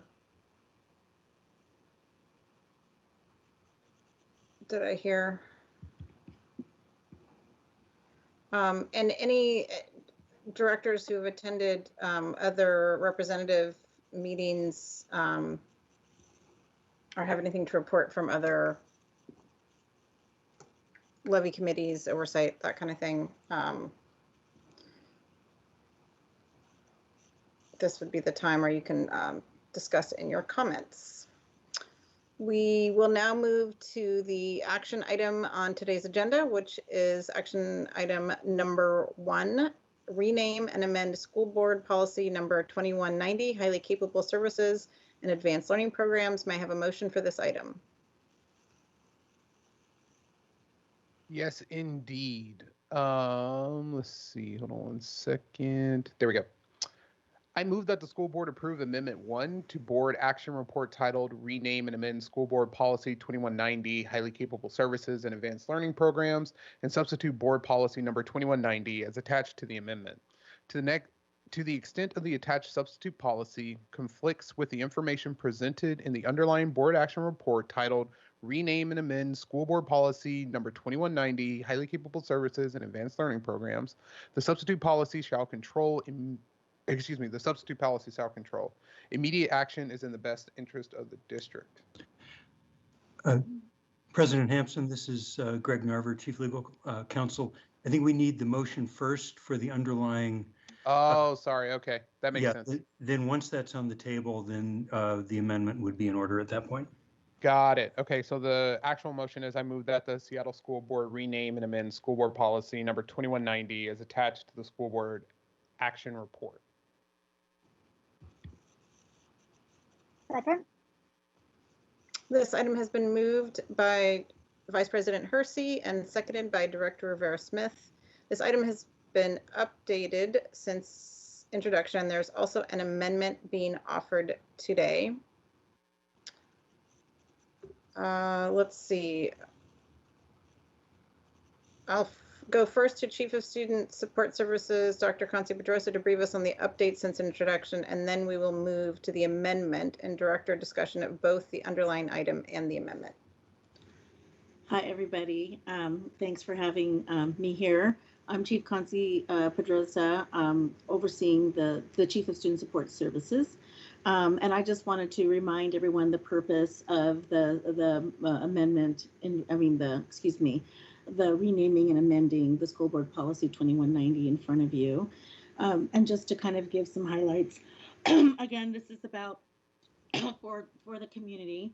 Renaming, we're here to rename the policy to read, and I apologize, highly capable services, redesigning identification, assessments, and selection practices to ensure equitable access. I'm going to take a moment to cough, just a moment.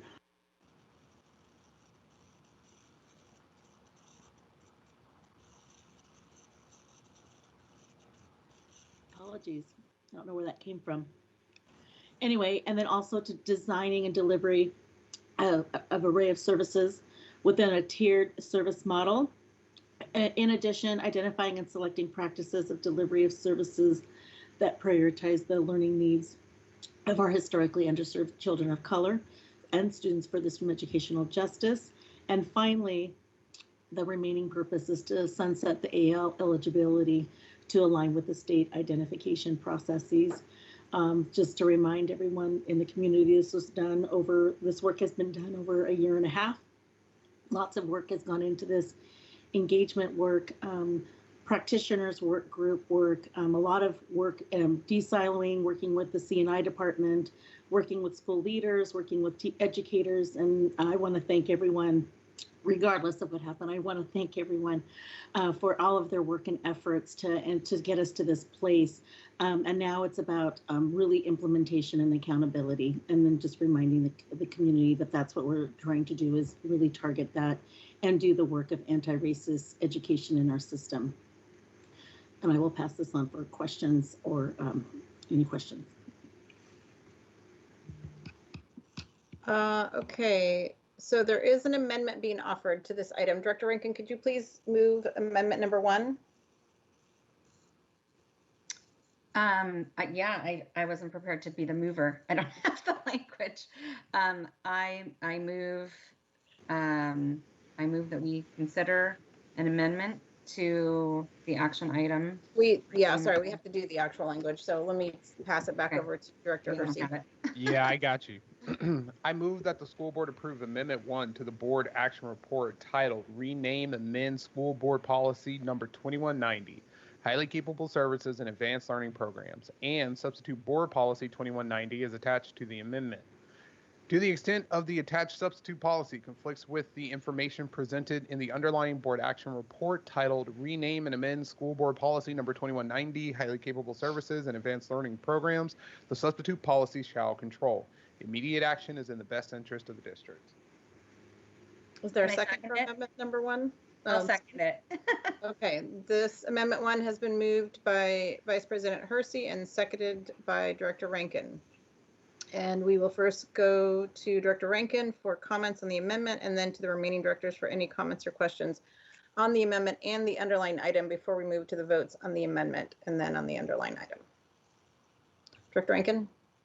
Thank you. Yeah, the amendment was made to really address concerns that came from community, from families within whose kids are in HCC now, and particularly families of color whose students have been identified and are in served by HCC now and are concerned about what this means for their kids and if it could mean a loss of services. And so I wanted to respond to those concerns and address a little bit more clearly what the board expects and what we should be looking for, and particularly as this proposal is a phase over 5 years. And so 5 years from now, there will be a different superintendent, different board, and to make good on this commitment and this shift that we're making, I want those people 5 years from now to be able to request and see the demographic data and how who's being identified and who's being served, and to know that it's worked, if it's worked, and for us also to be able to support this big transition with having the right data and reporting, to be able to know if there needs to be correction or different tactic made. But mostly as the school board, it's not to us to say how this all happens, but to sort of state very clearly what our expectation is. And I wanted to make sure that the policy wasn't just a sort of lofty promise, that we actually had some language in there to say, and here's how we'll show that we can do this and that we are going to do this. Because, it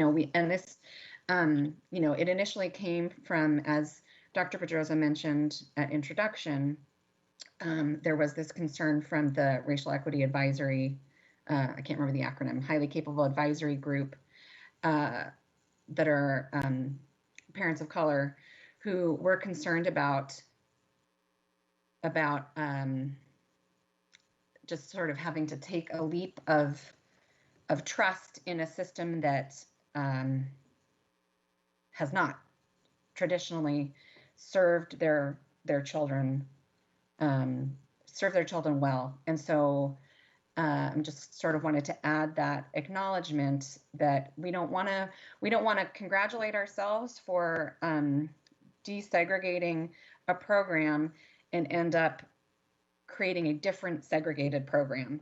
We want to really be able to say that made a difference. We're serving students, and we can show you how. So really, and I also want the additional commitment of the superintendent for schools to very specifically say what they're doing. And that could be different. It could be different at a lot of schools. What Principal Kirshner was describing with flexible grouping sounds really awesome. Things might look different at different schools depending on the needs of their community and how they want to do it. It could be things as simple as, access for every child to literacy material at their level of interest and ability, via a school librarian. It could be, any number of things. And that, like I said, that's not up to us as a board to say, but in the past, the OSPI report to the state to say, yes, we provide services, because, and I just want to acknowledge the student speaker, Madeline. She was saying, and I just was really, one of the things I miss the most about not being in person is not being able to see people who come to public testimony. But her sentiment that, it can't be remade, it just needs to go away, which I understand that sense of feeling in that way. It is, though, a state requirement. So highly capable is it's required by the state that we identify and serve highly capable students. And so what we need to be able to say is just how that's happening, and hopefully by bringing things back to neighborhood schools, the intent is it doesn't need to be limited. It doesn't need to be limited and compartmentalized. All of our students can benefit from, access to challenging work, whether or not they are identified. But it's also state law that we do identify and serve. So I lost my train of thought a little bit there. So the report to OSPI has historically been, a checklist for compliance, and it's pretty broad, and the state doesn't require reporting in terms of demographic data and that deeper look that I would like our board and the district to look out for and take into account. And so hopefully that is what this amendment serves to do. Lots more to come, I'm sure, in the procedure and as the process rolls out, but hopefully, the intent of the amendment is to add in some benchmarks for us all to look at together. Okay, we'll go to questions, comments, concerns first to Director Hersey. I don't have any serious comments or concerns. We can move to the next director. Director Dury. Thank you. I don't have any questions. I am excited to see this in front of us to address the racism that's inherent in the HC cohorts and the advanced learning programs that we've had. And I look forward to, and I really appreciate Director Rankin, your amendment and commitment to following the implementation and ensuring that the impact is how the intent was there, and aligning those things. So thank you for that, and thank you everyone for your work on this. Okay, and then we go to Director Harris.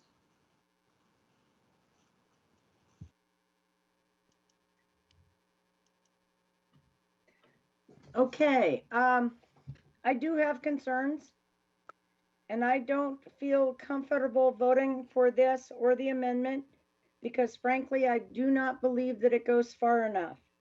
I absolutely acknowledge the inherent racism in the way that we deliver advanced learning services to our students, and it's abhorrent. I thank Director Rankin for her amendments. They're good. They don't go far enough for my perspective. I thank from the bottom of my heart Chief Pedrosa and Deanie Berry for the huge leap that they have made over the last 18 months.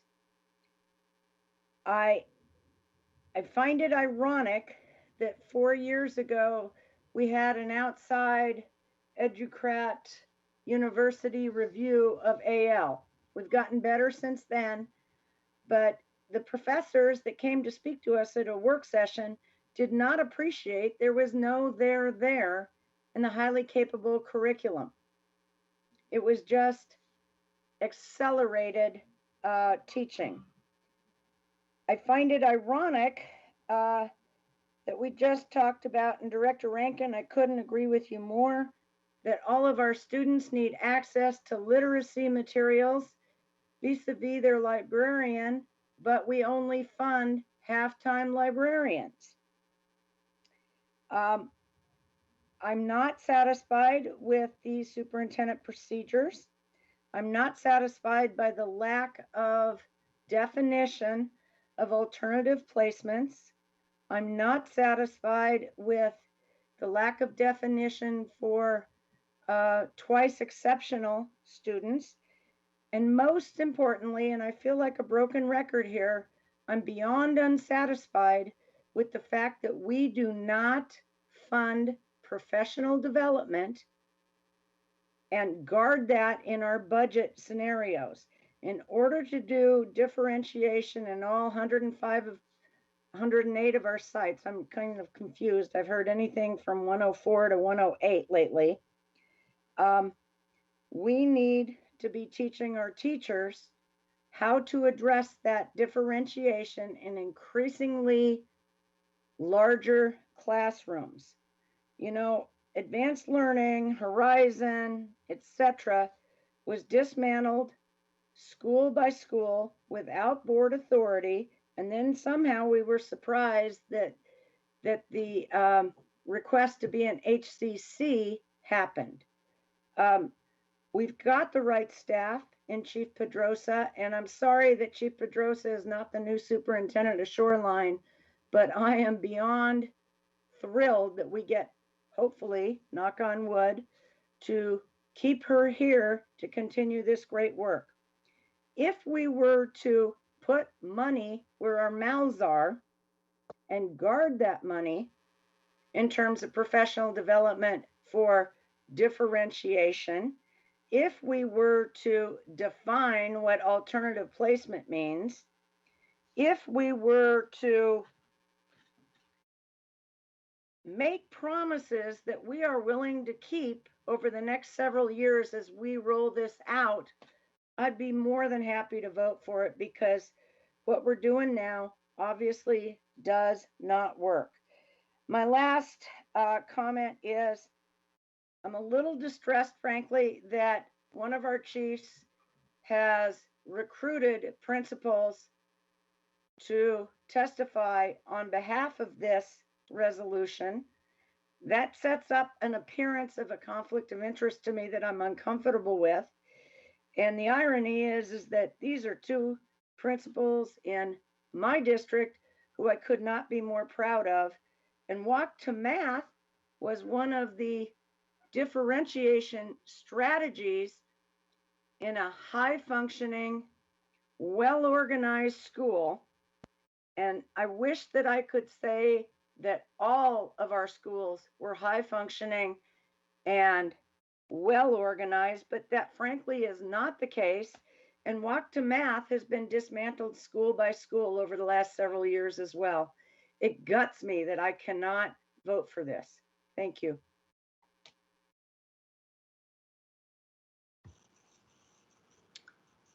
Director Rivera-Smith.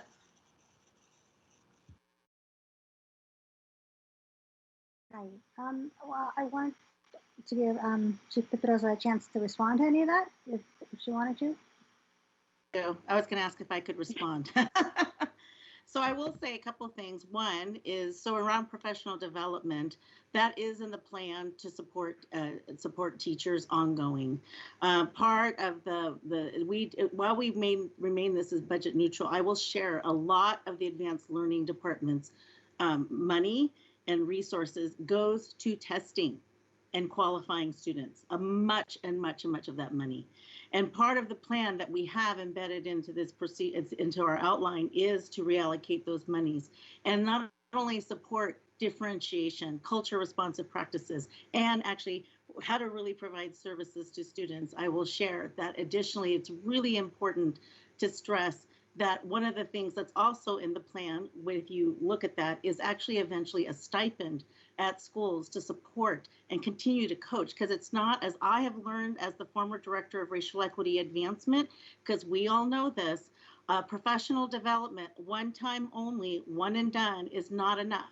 I have supported and trained many of the school board members as well in critical race theory and anti-racist. And we all know a one and done training is not enough to really go deep into really inequities in our system and really go deep in our own personal awareness. So I'll share that. It has to be coaching, there has to be embedded coaching. So I'll address that piece and the budget piece. And so it is a commitment. The second thing I want to share is actually I have been working with the principals for the last 2 years. Principals reached out to me and asked me, when this was coming. They wanted to know. I just wanted to address that in this space because my integrity as a leader is being questioned right now. And I'm going to take and state that for the record, those are principals that asked me, I want to testify, I want to do this. And so all that I was provided to them was the website on how to do that, right? And I've been in this district a long time. I know the school leader, so I just want to state that up front. And then in regards to other things, I will just say that I heard a lot of people testify that this is great, this is a good start, this doesn't go far enough. And I just want to ask everyone, so when do we start? And that's my final response to that. Thank you for that. One of the other things that Dr. Harris mentioned that I was actually going to ask too was, how are we defining the alternative placements that's mentioned in there? Yeah, I actually have Program Manager Deanie Berry here. She can answer that question. Thank you, Dr. Pedrosa. I'm happy to do that. If you remember from our slides and our presentation, part of the structure of designing from the framework, right? We've got components of the framework and we have practitioner work groups that are designing all of the pieces within the components. And as those design pieces come to at least like 3/4 done, then we're going to be taking them to our highly capable racial equity advisory committee. And then they look at it through a racial equity lens, give us advice and feedback. And I'm so excited to see the communication loop that we're committing to with the board so that you can ask us ongoing questions and we can provide you with, up to the moment design that is happening that you will then see within the procedures, the superintendent procedures. They are intentionally very high level right now because the design process is not complete.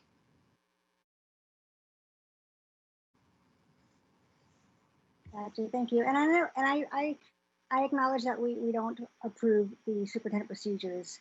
I like that it's in here so that we can see that. And I know a lot of work went into that. But that's still something where, we want to know how that's going to play out, obviously. So I'll just add something, Director Rivera-Smith, that the procedures, just like, for example, the student assignment plan, right? When we go through that every year, there is an expectation that those get revised, right? As more of these items are fleshed out and designed and implemented. So that is that expectation that it's not a one and done, but that eventually another set of procedures will be brought forward to this board. And I'm sorry to interrupt you, but I'll let you go forward with your questions. That's perfectly okay. I'm commenting on both the amendment and the original motion, correct? President Hampson? Yes. Okay, thank you. So I guess specific to the amendment, though, I support the amendment. I really appreciate page 1, the bottom of that paragraph there, where it says district processes for identification will be equitably and culturally competent and will not result in under-identification for highly capable services of students of color, students who receive special education services, or students who receive language supports. I'm actually surprised that wasn't already in the draft because that seems to be the key element of so much of this work to get this policy revised. I think that's what we've been trying to get to. So thank you for that, Director Rankin. I really appreciate your thought putting into this amendment. I know that you've been in communication with a lot of community about this, so a lot has gone into this. I think I have one question that's probably, so it's not, and I did ask this, I didn't get a response, so I'm asking now here. On page 2 of the original draft policy, it says that consistent with state law, once services are started, a continuum of services will be provided to the student from grades K through 12. Do we offer services for K?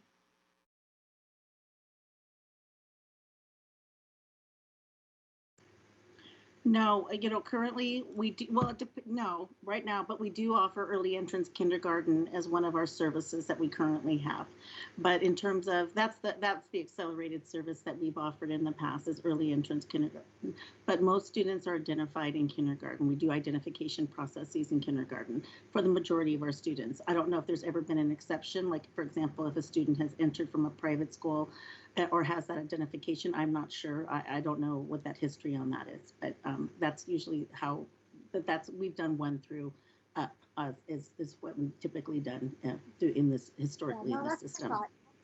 But I think the important, the important part in that that's from the state statute is that once services start, they will continue. So it doesn't say when you have to start it, but if once it starts for any student in K through 12, it will continue. There will be a continuum of services. Yeah, I wondered if that's how it can be read. Otherwise, or let's say consistent with state law, when services are started, a continuum of services should be provided from the point at which it starts to 12. I don't know. I mean, I'm just saying it now. I know it doesn't really have any huge bearing on this policy adjustment per se. I just wanted to get it on the record now that that question has been raised so that we can figure out where we are on that. Because I want to just make sure that we are in compliance. So again, just trying to daylight that part right there. Again, I really appreciate the work that's been done here. I hear community and the fear that this is not going to play out well in our classrooms simply because of the demands on the teachers and the demands on the students to learn together like that with so many different tiers being in one classroom. And really, I mean, I think best case scenario that HE services is best in all classrooms because we get to keep students in the neighborhoods. We get to keep students together, learning together where they should be. But because we acknowledge that racism exists in all of our schools, doing HE services in all our schools isn't going to eliminate that. I know that work continues separately. So I think we just have to double down, obviously, our commitment that we already are working towards to create an anti-racist institution to actually have this be a success. So thank you again for all the work. I think I have any more questions.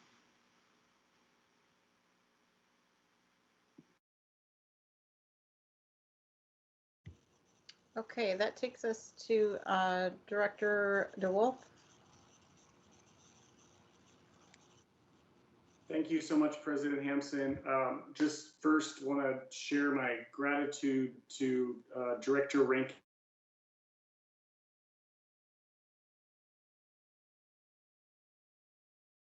I think we lost you there. Maybe try it without your video.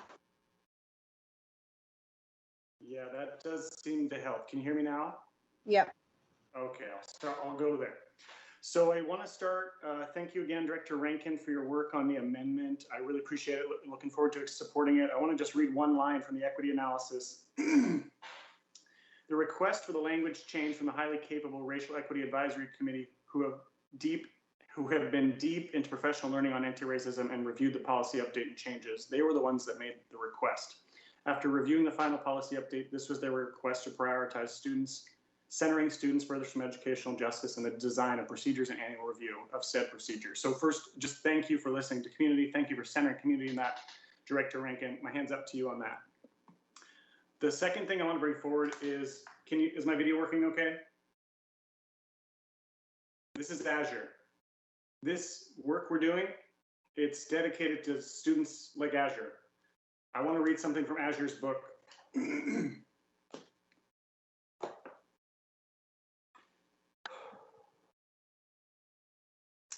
I've never felt that my school has supported me, wanted me to succeed, or cared about my presence in the room. The suffocation I feel while attending has made me lose interest in my education. And I've been so close to giving up so many times, but I know that it's not an option for me to let the system take away my future. Everyone needs to really take a step back and comprehend the meaning and the importance of the experiences we've had. People like Azure and many of the students captured within that book is who Azure is speaking of. Something must change. Students need to have more power in an institution that is meant to serve us. Our input, stories, and requests need to be taken seriously because while we are in it, school is a huge part of our lives and it continues to affect our lives for years. In this book, Azure talks about the trauma and the experiences of being an HCC program here in Seattle Public Schools. I got to see Azure at a book reading for this exact book, and so I just want to again raise my hands up to Azure for this book and really putting this mirror in front of Seattle Public Schools and our board to do something about this issue. I also want to respond to some directors who keep describing a this somewhat fictional or fantasy place where these directors believe we need to be without naming the there. And they continue to say there's a gap or we're missing the mark, but never identifying the mark. And it makes me just feel like it is nowhere to be found and they are just against this for the reason to be against this. I think the other thing I want to elevate is I appreciate you speaking up, Dr. Pedrosa. You should never have had to speak up. I trust your character. I think the fact that somebody uses conflict of interest without any evidence or an ability to prove that is frustrating, and it was frustrating that was on the record, and I apologize you had to endure and experience that. You deserve better from us. The last thing I want to say is I think there's a lot of fear. People are very scared of change. I totally get it. And I just want to say it is okay to have that, but we cannot live in fear. We cannot live in scarcity. The only way this is going to work is if we all show up, if we all participate. It would be easy for it to fail if we all say, this sucks, we don't like it, we're not going to support it, boo. What we need from people is for all of us to participate. Board, staff, students, families, school communities. All of us need to work together to make sure this works. It is only going to fail or not meet the mark if we just say it's bad and we don't want to engage with it. I am so grateful to the work of Dr. Pedrosa and Ms. Berry for listening to community, for being thoughtful in the approach, for laying out a very long timeline to transition us to this so that it is not an abrupt change for students and families. And the last thing I want to say is, now that the concerns that people have raised, directors on this call that they have raised, have been answered and you've addressed them and there's a response and those issues technically are resolved, will their vote change? I'm concerned no. And so I wonder, is it really about this program or is there something else here? And I am excited to support this. I know we've been talking about this for years, and it's even, like I said earlier, how beautiful of a day to do this on the day we get to welcome Dr. Brent Jones. Thank you.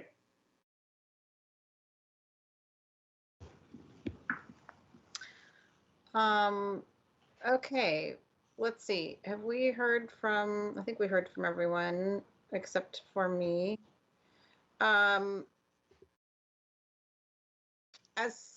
to the amendment, I definitely understand and appreciate the rationale, and I'll just share that in the name of student outcomes focused governance, and I appreciate the specific nod to that. I think that this will be among the many measures of accountability that we have written into policy that we need to take a holistic look at to make sure that they are in fact all consistent with our ultimate goals and outcomes, because probably these are the amendment speaks to something that is in between that is somewhere along the way, that is closer to a guardrail or an interim goal or outcome, or an output.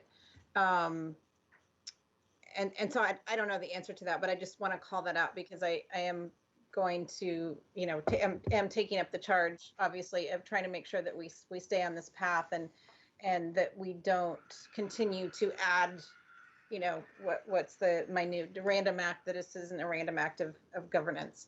And this is not a random act of governance, not the responsiveness to centering the equity in this approach.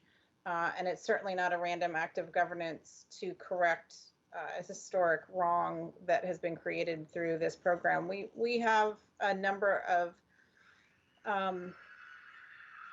for lack of a better term, kind of institutions in Seattle Public Schools, and culture is one of them. Culture and dysfunction are two of those things. And as are opportunities for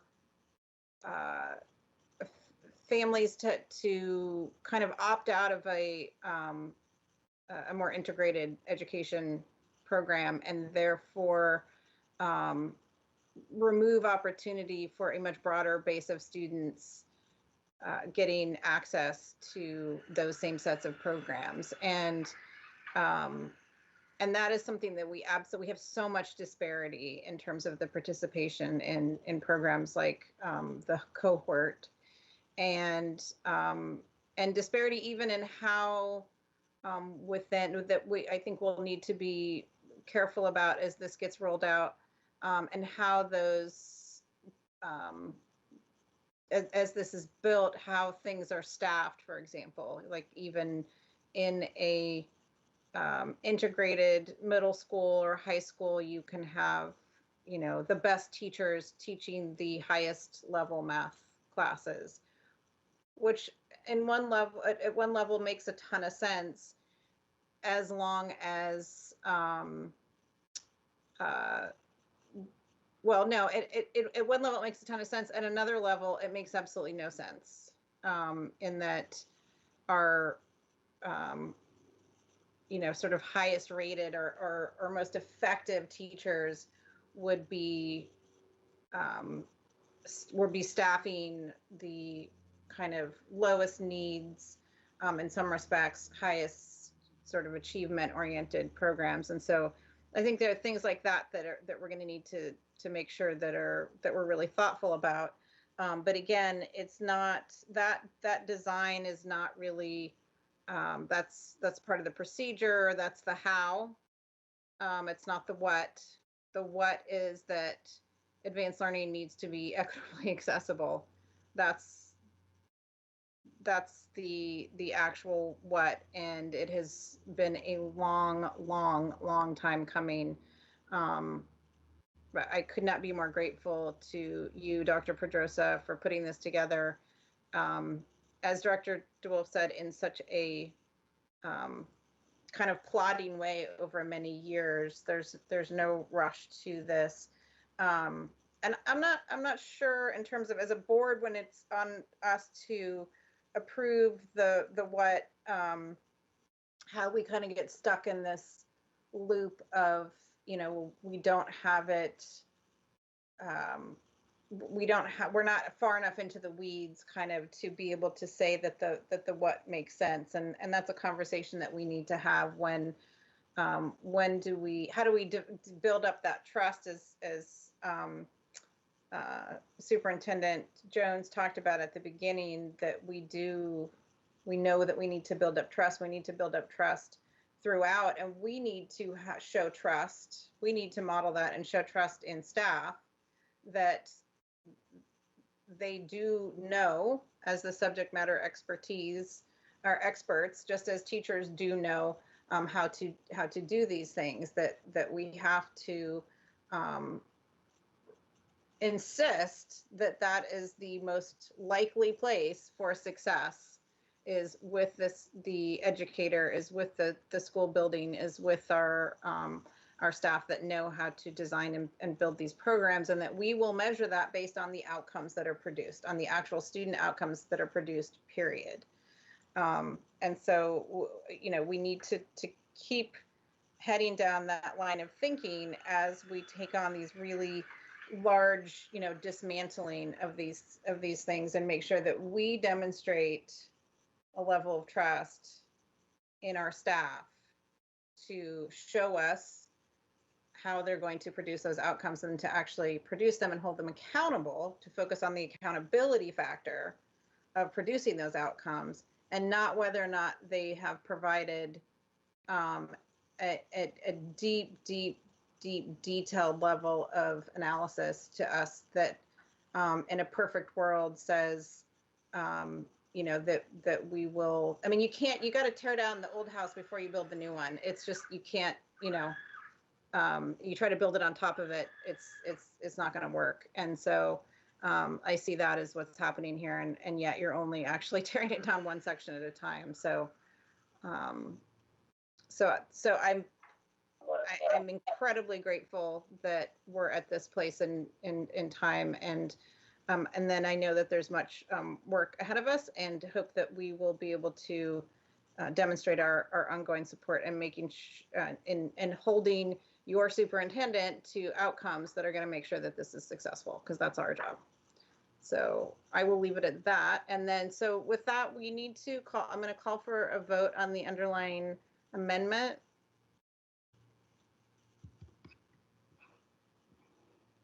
Amendment number 1. We vote on the amendment and then? Yes. Okay. Calling the roll then on amendment number 1, Director Rankin. Aye. Director Rivera-Smith. Aye. Director Dury. Oh, sorry, Director DeWolf. Aye. Director Dury. Aye. Director Harris. No. Vice President Hersey. Aye. President Hampson. Aye. This motion has passed by a vote of 6 yes to 1 no. Okay, we will now move to the original, sorry, wrong one.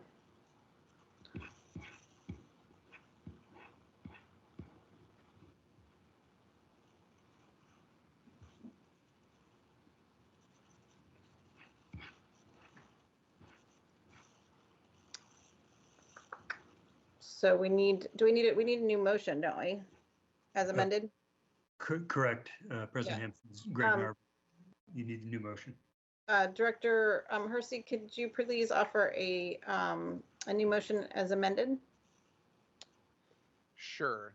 I move that Seattle School Board rename and amend School Board Policy number 2190 as attached to the School Board Action Report as amended. Or wait, no, here's the proper motion. I move approval of the underlying Board Action Report titled Rename and Amend School Board Policy number 2190, Highly Capable Services and Advanced Learning Programs as amended by Amendment 1. Second.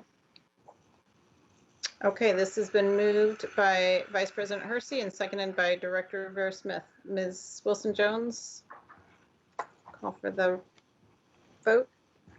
Calling the vote on action item 1 as amended by amendment 1.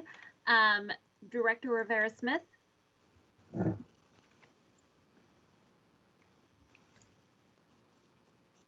Director Rivera-Smith. Sorry, I'm going to mute Jabba. Aye. Director DeWolf. Aye. Director Dury. Aye. Director Harris. No. Vice President Hersey. Aye. Director Rankin. Aye. President Hampson. Aye. This motion has passed by a vote of 6 yes to 1 no. Okay, we've now come to the board comment section of the agenda, and we will start with Director Hersey. I will keep my comments fairly brief. As we are heading into not only the final stretch of the school year, but also an immense effort that's going to need to happen for us to reopen our buildings at a more full capacity in the fall. I just want to thank our educators. It is no secret that it is Teacher and Educator Appreciation Week. And as the son of an educator and the grandson and great-grandson and brother of an educator, this week has a special meaning for my family particularly. For those of you who don't know, who might be listening, I'm not from Seattle. I grew up in Hattiesburg, Mississippi. And for me, having Black educators was it wasn't uncommon. The vast majority of my teachers growing up were African American. And it wasn't until I moved to Washington and began teaching that I realized that there was such a stark difference in how growing up with educators that look and speak and come from the same places as you do, the impact that that has on our students, right? And even for our educators that might not share the same lived experiences as our students, the work that you put into making sure that our students have the resources and the touch points necessary for them to be able to matriculate our school systems is that work is unmeasurable, and we could never pay you for what you are worth. And I just want to be very clear, even though you deserve it. And so as we have these conversations, and as I look back over the past year, and especially over the past few months, where folks have really let out their true opinions about the teachers in our system and how our system is standing up remote learning right now, I want to, on behalf of our entire system, apologize to our educators who have been bearing the brunt of that feedback, as they not only pivot from having to switch their entire career to being online, and then demanded to switch from that working environment back to a completely new landscape. What we put teachers and educators through in this country, and specifically in this city, is abhorrent. And so during this week, if you have not taken the time to thank your child's teacher for everything that they have been doing, and even if you know a teacher, even if you don't have children, if you know a teacher in your life, this year has been especially taxing on all of us. And I do not want to minimize the impact that remote learning has had on the mental health of many of our students. But we also need to be taking care and checking for our educators as well, because there is a finite amount that we as human beings have to give. And after a year of unprecedented loss and uncertainty, I can guarantee you that many of our educators are at the breaking point, just trying to make it to June. So please, I'm asking you from the bottom of my heart, show your educators that you care. Give them the gratitude and credit that they deserve, especially during this time. And thank you so much. I am super excited for Dr. Jones to be here, and we have so much work in front of us, so I'm not going to take any more time. I'm going to go ahead and pass it to the next director. Happy Teacher Appreciation Week. And to my mother, rest in power. You have been the inspiration that has kept me going through these incredibly challenging times. Thank you, Director Hersey. And now we go to you, Director Dury. No comments, thank you. And Director Harris?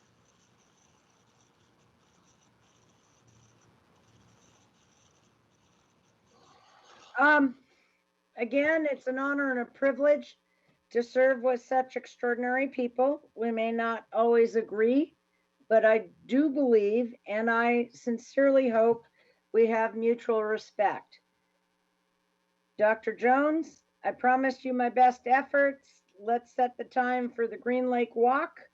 I suspect you're in better shape than I am, and you'll be walking faster, but you'll have to slow down for me. one of the things that I have advocated for the last 5 years is librarians, and in large part because my mother's sister was a high school librarian in the Cincinnati school system, and has been my rock, to use an educrat phrase that I have learned over the last 5 years, and I've learned how to speak like y'all, which shocks and surprised me greatly. She has been my North Star. She died in her sleep at 99 years old yesterday.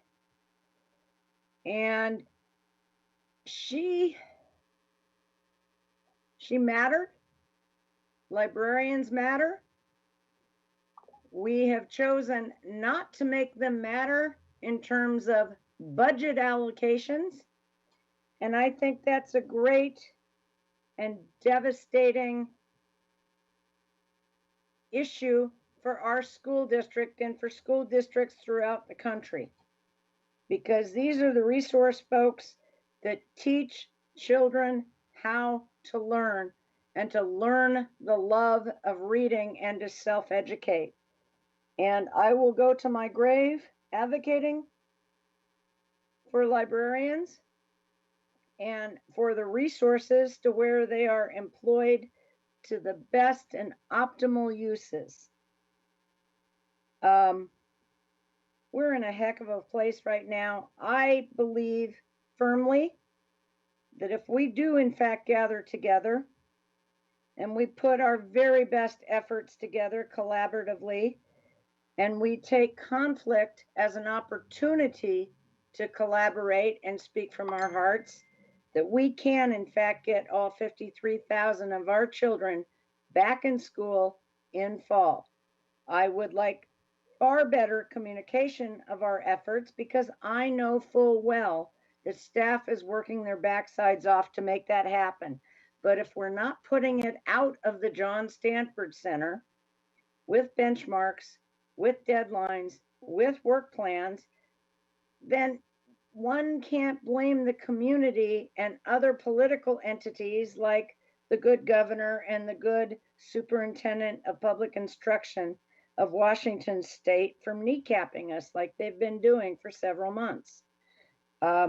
Unfortunately, I had another work committee commitment at the last board meeting, and I intended to say that then, and will say so now. We have an extraordinary shortage of drivers of our buses to get our school children to their schools. And I would suggest that perhaps the governor and the OSPI superintendent can call out the National Guard, who have already passed their security checks, and they can drive our buses. We can make it happen if in fact we have the will. And I think will is an important thing. And I sense a new chapter in Seattle Public Schools, and I'm very excited about it, and I embrace it. Thank you very much.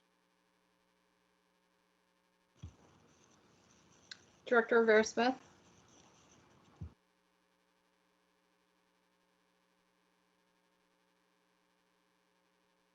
Hi, thank you. I also don't want to take too much more time tonight. It's been a big day. Welcome again. Welcome home, Superintendent Jones. It's so great to have you with us. Just for the next, I guess, like I said, it's going to be a big year, and it's going to fly by. So I know we're all going to be working hard, and very happy to get a chance to work with you. And clearly, it's a big day, week, month. We have Teacher Appreciation Week. It's also want to give a nod to Asian American and Pacific Islander Heritage Month, and then of course Missing and Murdered Indigenous Women's Awareness Day. I guess, and I feel almost obligated to give a nod to Cinco de Mayo, although I think it's well known for reasons it shouldn't be. As a Mexican American, it's something I actually struggle with a bit, because I think it's important for ways that a lot of people don't think about. But if you are celebrating, please do so respectfully. And but again, I think that we can have time better spent probably giving our attention again to the Missing and Murdered Indigenous Women's Awareness Day and AAPI Heritage Month and Teacher Appreciation Week. So thank you all for being here tonight. I'll pass now. Thank you. Director Rankin? I'm gonna, for once in my life, say I'm gonna keep it brief and actually keep it brief.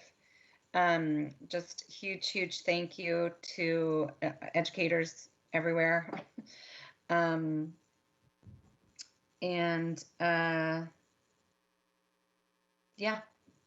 I'm gonna leave it at that. Really got my timer going, Director Rankin. Director DeWolf? Thank you, President Hampson. I also just want to raise my hands up to our educators across the district. Thank you so much. We really appreciate you. I could not say it any better than Vice President Hersey, so I will not attempt to, but do want to just appreciate our educators across the district. And I will see folks at the Operations Committee meeting tomorrow morning at 8 a.m. if the public would like to listen in. Thank you very much. Thank you, directors. My turn. I just want to, couple of reminders. One, you got homework due on Friday. So don't forget about that as you're going forward tomorrow. I know there's the Operations Committee meeting tomorrow morning, and then I believe Monday morning is our Audit and Finance Committee meeting. Avoid random acts of governing while you're out there doing all that, and instead practice random acts of kindness. And yes, you're going to have to keep hearing me say that because I love it so much. I'm not currently doing my community walks right now, but I will resume those soon as I feel comfortable getting my social media presence back up and running. Because those are things that I look forward to meeting with constituents in person. Again, those are generally Thursdays at 11, but I will start those back up probably some next week. In terms of, I want to say thank you to Director Hersey, who is managing to be a vice president of our school board, chair of audit and finance, and a school teacher. All at the same time. And thank you to him, and thank you to his family for letting us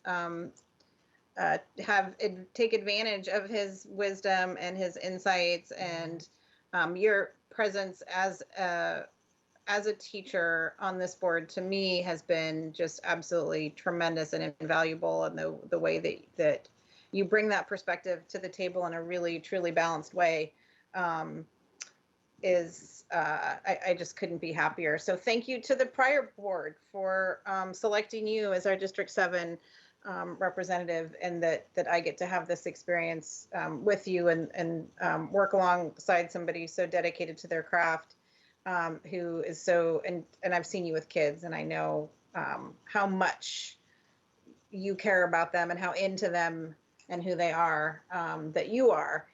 It's infectious, and I've got teachers throughout all of my family, including my mother. I'm really touched by those thoughts about teachers, and have done some things for my kids' teachers, but we'll be doing more this week. And they're just always front of mind for me because of how many gifts they give our kids. You know, when it doesn't go well, and that's much of what we end up focused on as school board members, is sort of the trauma of when it doesn't go well with teachers. But when it does go well, it is such an incredible gift. It's so uplifting to kids, and they remember those things forever. And they are so impactful. And so to all of you teachers out there, and in every capacity that you're teaching, and all of our former teachers who are now administrators, who've spent those hours and hours and hours grading. Oh my goodness, I can't believe the pressure that we put on our teachers right now to get things graded and uploaded. And you know, so that the kids can know whether they got credit for something. And I hope that in the future we will be doing more to support them and empower them, because those technological solutions are great benefits, but also can come at great costs and time sucks if they're not done properly. So I think, you know, what I would say to where we are with getting back to in person, I'm giving Dr. Jones more than 3 days before we start demanding really broad scope of communications, but suffice it to say that it is top of mind for both of us in terms of what that communication is going to look like. And do note that we were very intentional about putting in his contract that we would consult with one another on communication, so that I'm not out there saying stuff that he's not aware of, and vice versa, and that we're collaborative, and that's the approach that we're going to take. And so I appreciate that, and we know we have a long way to go with respect to trust and communication. We're not gonna change it in accountability. We're not gonna change it overnight. We'll try to pick the low-hanging fruit and the high-impact things, and that don't distract from our focus. So with that, I'm going to give everyone back their evening. And tell you to please go and enjoy it, and go thank a teacher, and put on a red shirt sometime today, tomorrow, or the next day. If you want to support missing, murdered, and Indigenous women, go donate to one of the resource centers. Thank our Native American Ed department for putting together those resources for us, and do some learning about why it is that this is a day of awareness, and we will see you the next time. Pinagigi.